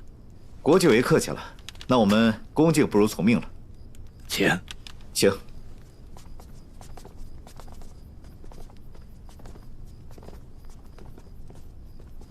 3位大人，最近修罗城发生了一起红嫁衣纸新娘回魂索命事件，闹得是沸沸扬扬，人心惶惶。望3位大人能够详查，还百姓一个太平。朝廷派我们前来，正是为了此事。我们廉政司定不负皇命，将此事彻查到底，还百姓一方安宁。最近有没有什么关于红嫁衣纸新娘的线索？老朽不知。来，上座。3位大人，虽然我们初次相见，但非常投缘。本府有才子才女，给大家助助兴。钟灵、玉秀，还有岳鹏宇，来，给几位大人倒酒。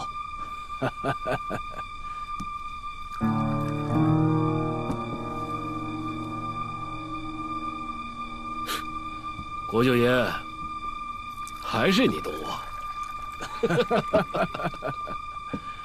来，3位大人，我们共饮此杯。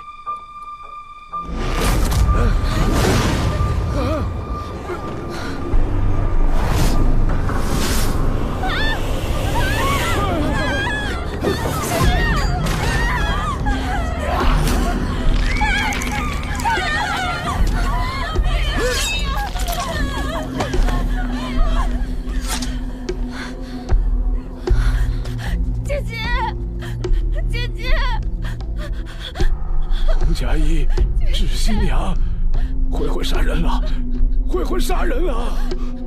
纸新娘，回魂索命来了，回魂杀人，回魂索命！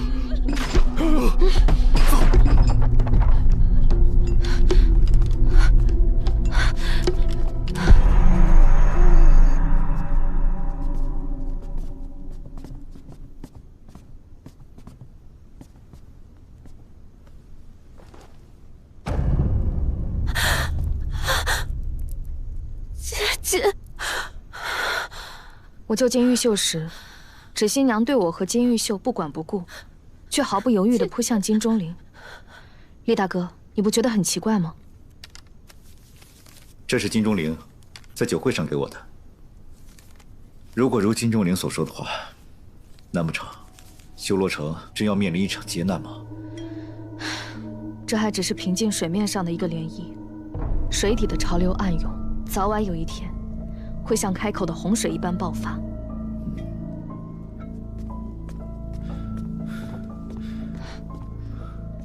楚大人，虽然芷新娘行凶的场面着实恐怖，但金钟灵的死给我们带来了很多突破。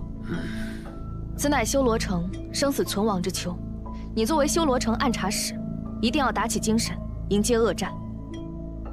大人，你放心，下官一定会振作起来，打起12分精神。你和金钟灵相识多久了？回大人，我和钟灵自小就认识，他父亲和我父亲是好友。我和弟弟来到修罗城做营生时，正是他接济的我。他比我先1年来到修罗城。你还有个弟弟？正是，我的弟弟金正熙是个铁匠，于1年前在窝里失踪了。现在我亲如姊妹的钟灵竟然也离我而去，还请大人替我做主，找到我失踪的弟弟，也为钟灵报仇。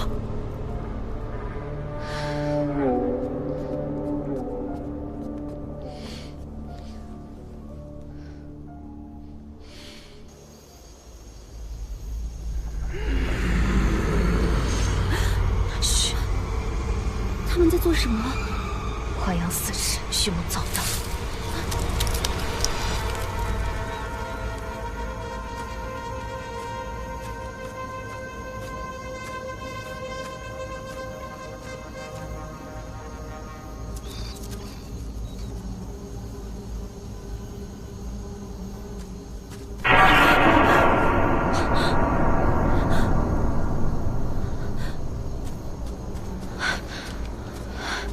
你们是吧？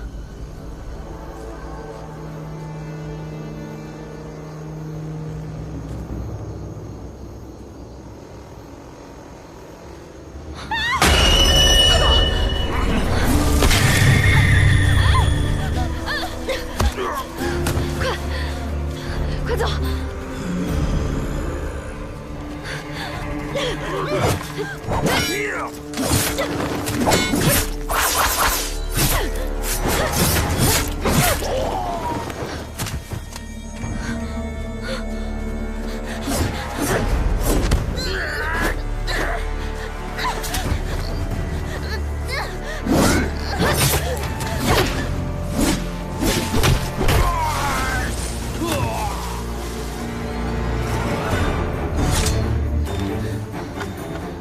怎么样？你没事吧？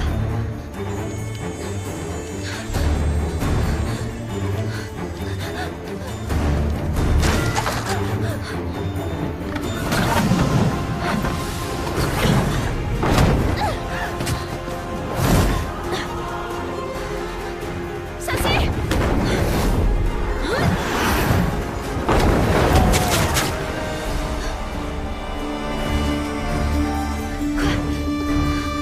快走！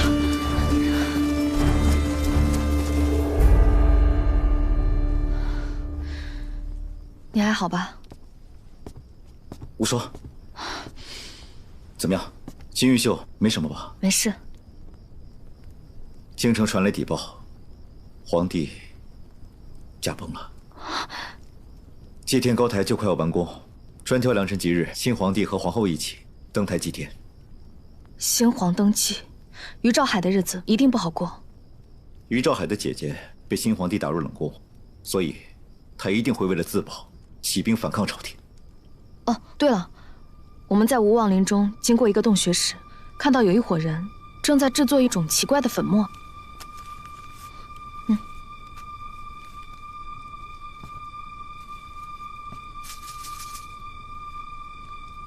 硫磺。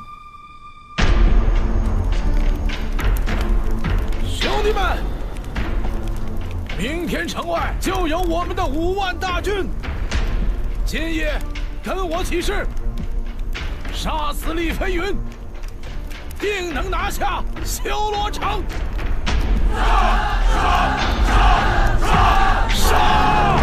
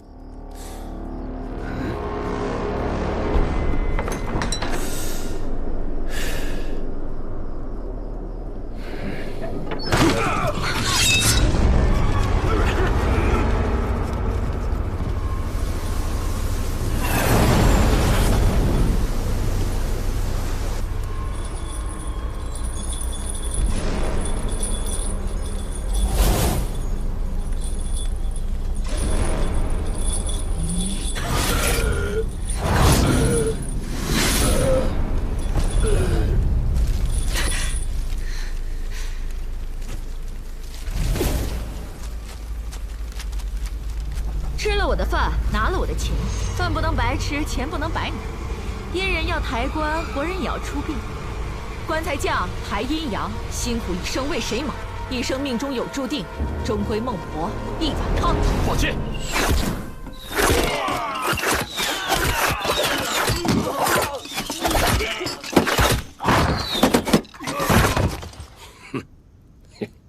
天干物燥，小心火烛。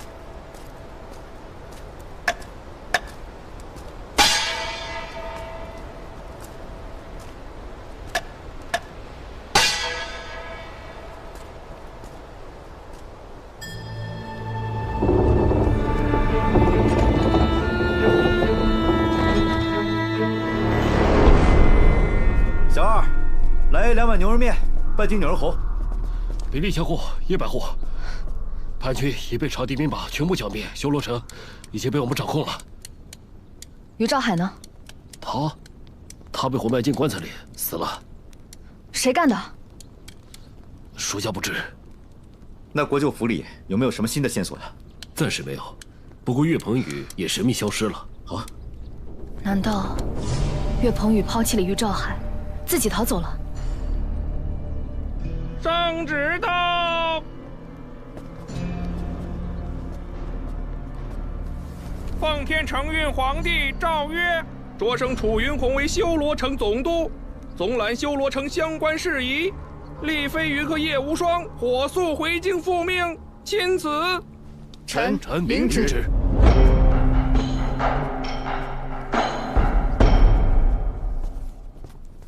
厉大哥，于兆海不是已经死了吗？修罗城的事还没结束吗？他虽然死了，并不代表芷新娘不会回魂索命了。驾！驾！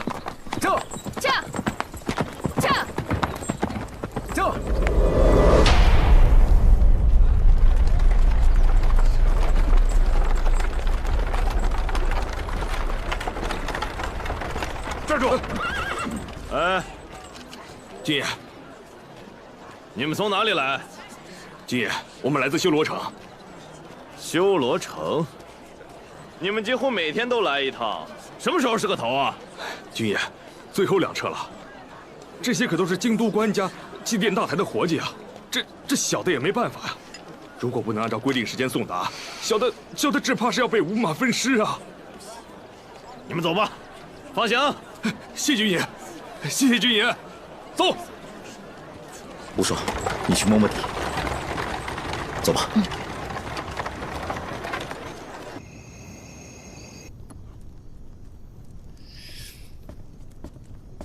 厉大哥，正和你预料的一样，这帮人把这些小包通过马儿的食道放到了马胃里，一路蒙混过了盘查。用油纸包着它，就是防止马儿的胃酸腐蚀里面的东西。硫磺，他们干嘛把硫磺藏到马胃里啊？又是硫磺，在无望林中就有人偷偷制作了硫磺，现在又有人把硫磺运到了京城。这硫磺究竟有什么用途呢？而且把这么大量的硫磺运到了祭天台。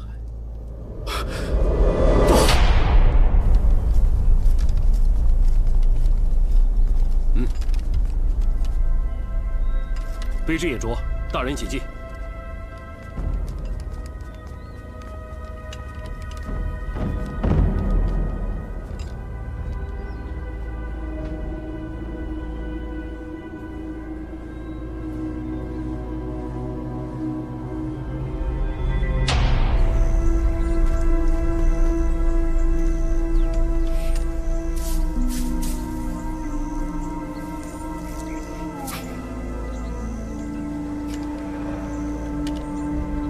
去那边看看。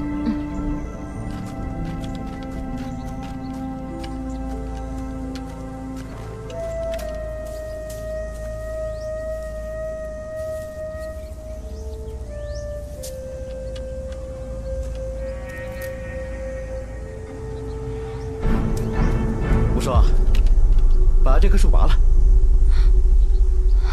厉大哥，你没发癔症吧？当然没有了。来。哎，我来给你表演一个倒拔垂杨柳。哇，你好厉害啊！不是我厉害，咱们一路走来，你看，所有的植物生长浓郁茂密，偏偏这棵树不光没有树叶，而且枯黄，所以我断定此处必有蹊跷。不对，这棵树竟然没有树根。你看，下面是一个深洞。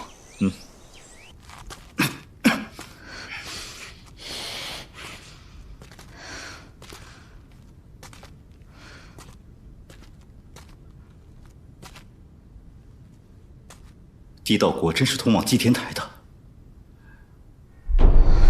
走。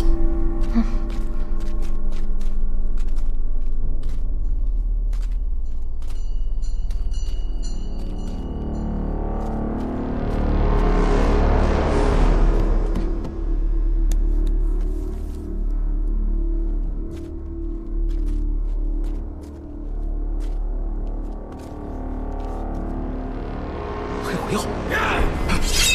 别动！退！退！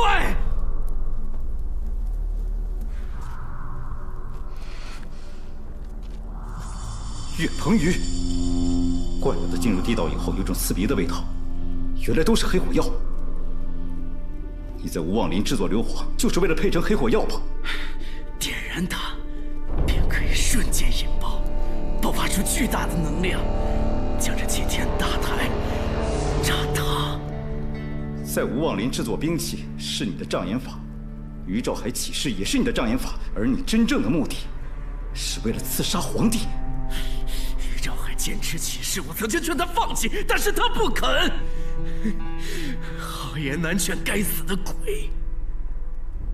原来你早就断定于兆海起事不会成功了。于兆海并无统帅之才。在他没出兵之前，我就断定他不会成功的。可笑！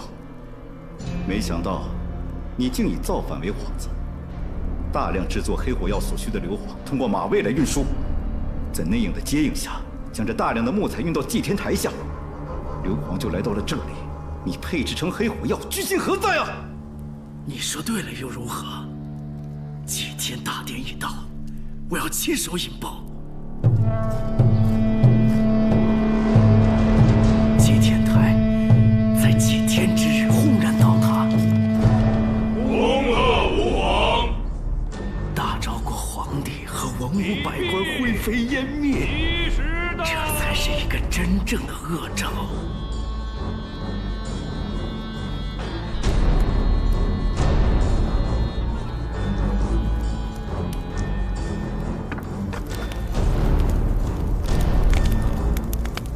你疯了！把他放下！把他放下！把他放下！无风，把他放下！我叫你把他放下！哎，无风，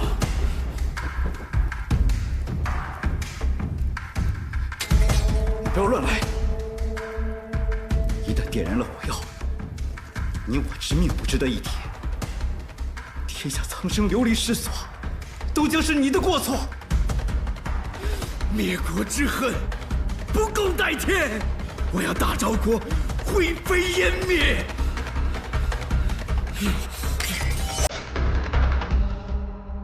公主殿下，复国就在今朝，此时不动手，更待何时？公主，公主，公主！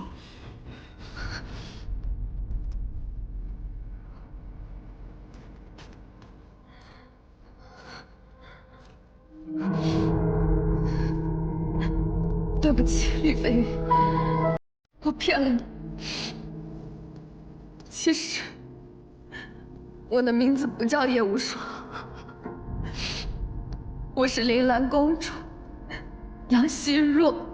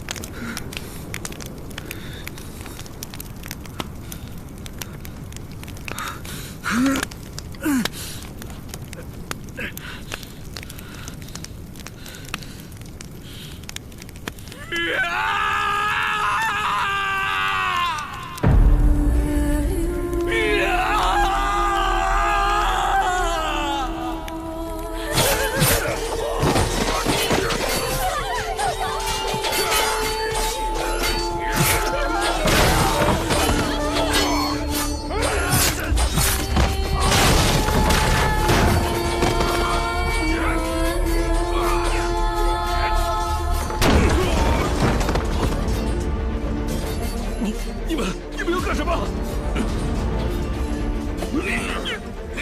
那叶玉肩上的血，顺着龙纹淌了99级。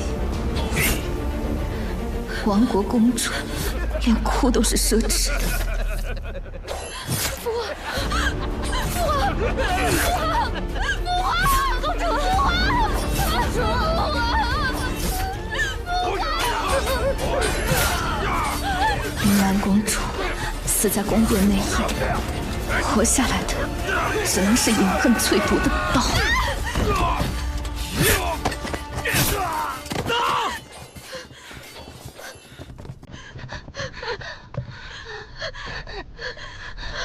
你们为何要阻止我救父皇？皇叔杨世蕃、参将马京中、马保国全都叛变了。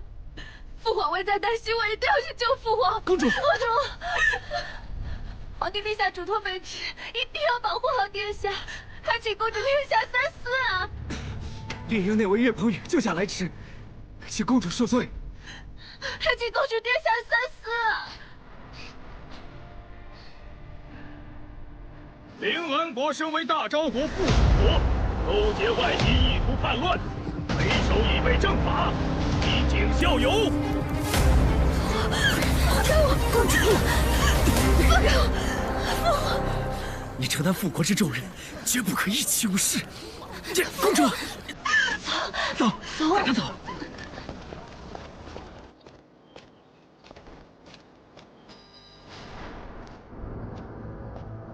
廉政司已经被我们猎鹰内卫渗透，公主殿下，我有一计，可使铃兰国忧而复明。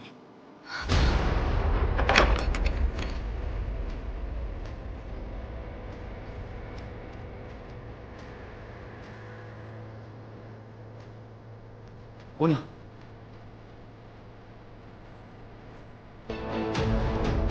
姑娘，你没事吧？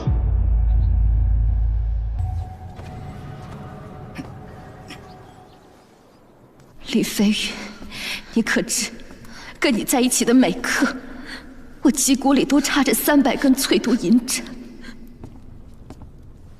指挥使大人，本指挥使怀疑叶无双，他的身份十分可疑。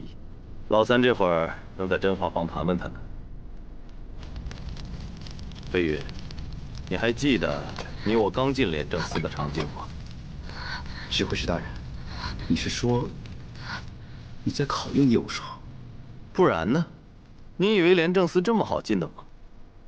能不能闯过这关，就看他的造化了。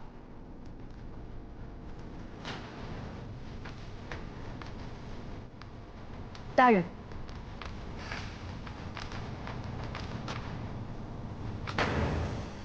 世人都说进入廉政司，想要出来，只有2种可能：要么出来的是具尸体，要么出来的就是扒了一层皮的人。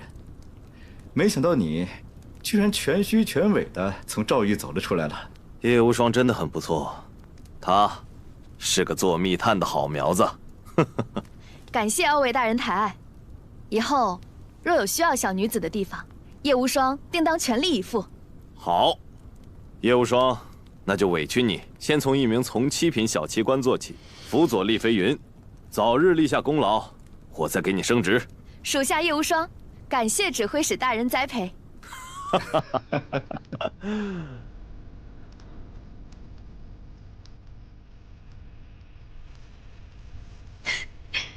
我在合卺酒里兑了整瓶醉生梦死。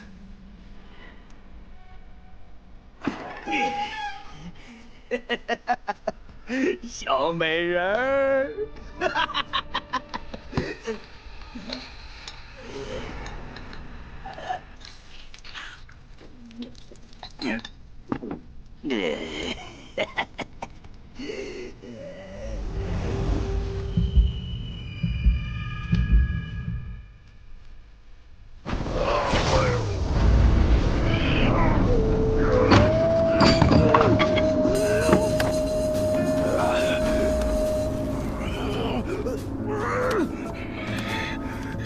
这疯子亲手将自己全家灭门，这痛楚不及亡国内日万分。要埋葬一个王朝，就用他的光规礼仪做棺椁，拿宗庙香灰当引信。铃兰王族的血，从来浇不灭。我要这大昭国都尝尝我血脉里的火。死上15个人，总能打开这门。他们的命比我的命更重要。我们再想想别的办法吧。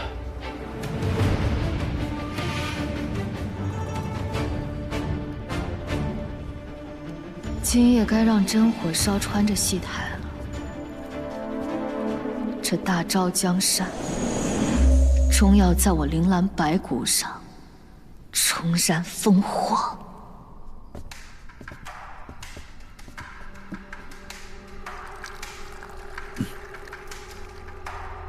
大人，吾忘灵的秘密已被厉飞云他们发现了，若再不起事，恐悔之晚矣。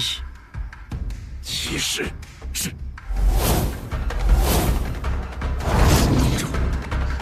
这把火承载着咱们铃兰国万千子民的复仇之火，请您亲手点燃。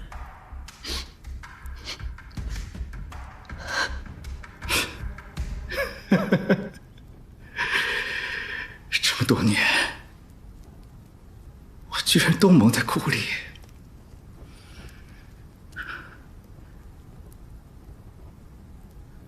叶无双。如果你的心里面还会惦记我对你的一点好，在你点这把火之前，请你好好想一想，那些常年遭受战争的残害、流离失所、吃不饱穿不暖、恶人殊斗的百姓们，他们的去处何在啊？上西奇汉经行处，功成万千都作土，兴百姓苦，亡百姓苦啊！你别说了，别说了，公主，快点燃它！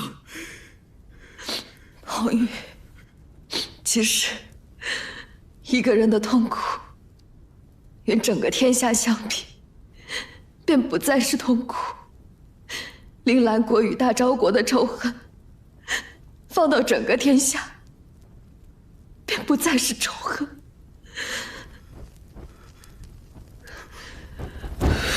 公主。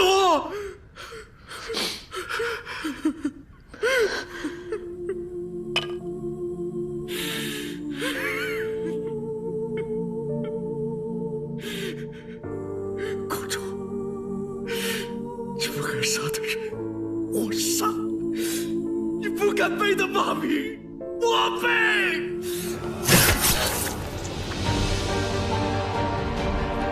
不要，彭宇！彭宇，不要！彭宇，不要！不要救我！ 会害死很多人。不要，不会的。公主，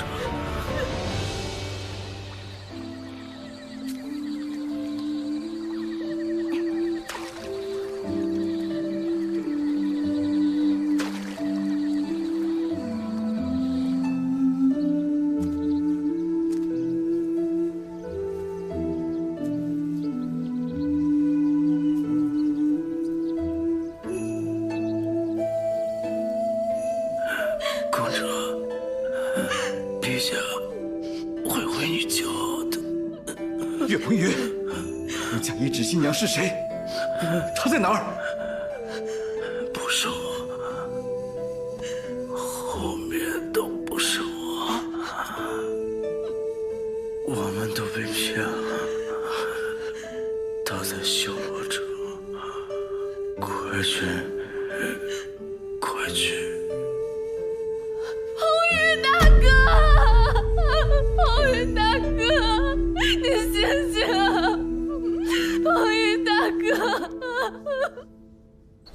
从一开始，我们就被引入构筑，修罗城必定牵涉第三方势力，这双手在推动着我们往前走，把我们玩弄于股掌之中。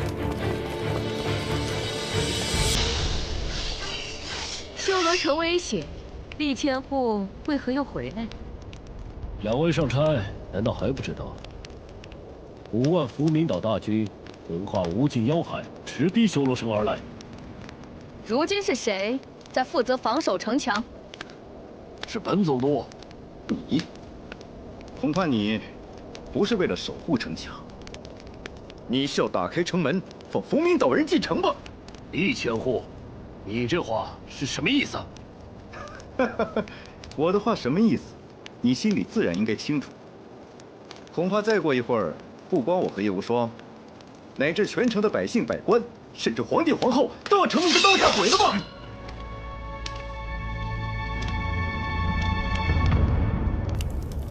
你就是楚云红的顶头上司，伏明岛神木家族的云中月吧？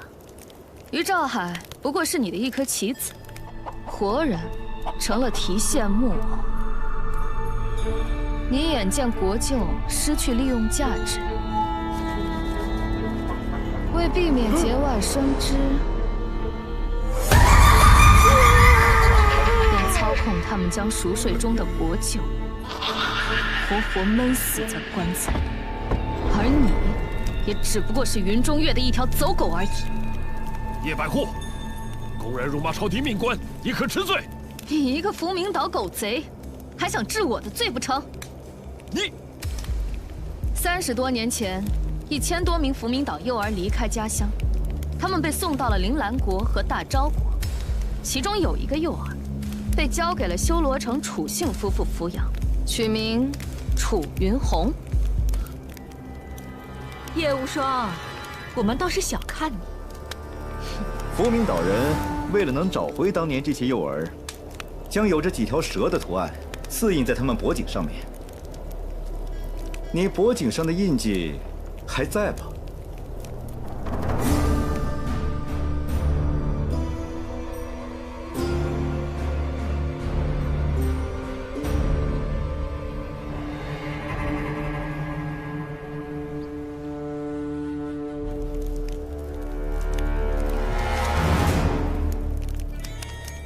这是我们伏明岛人的圣物——碧江大蛇。没错，我就是那1000多名幼儿的其中之一。帝江大神保佑，我也幸运地活了下来。皇后娘娘拿我们当棋子，逼迫于兆海起兵，然后除掉他们，顺势清除反对势力，尚且罢了。你竟然贼胆包天，把皇后娘娘当做你的棋子，将我们玩弄于股掌之中。要怪就怪你们这些人太贪心，怨不得谁。我们老祖宗有句老话：天让你王，你安得不败？廉政司听令。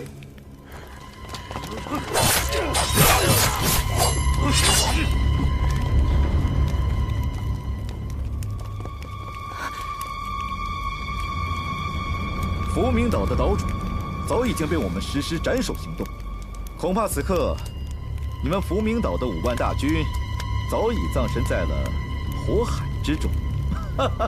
我知道你是玩傀儡的高手，我倒要看看是你的道行高，还是我的剑快。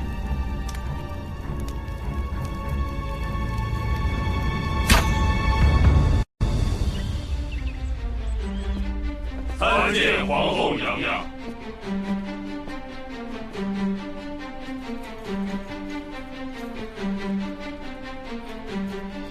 你是一个聪明人，应该知道戏唱完了，有人能继续留在戏台上，而有人必须退场。影子必须与真身互为一体，还要在真身危险的时候挺身而出，替主人驳回一命。不管明处做人，还是暗处做鬼，奴婢全凭殿下安排。以后你就是我，我就是你。你利用廉政司为我做事，还把归命侯的账本交给我，助我掌控百官，登临帝位。你想要的到底是什么？我想看看你心中的道，会把这个天下变成什么模样。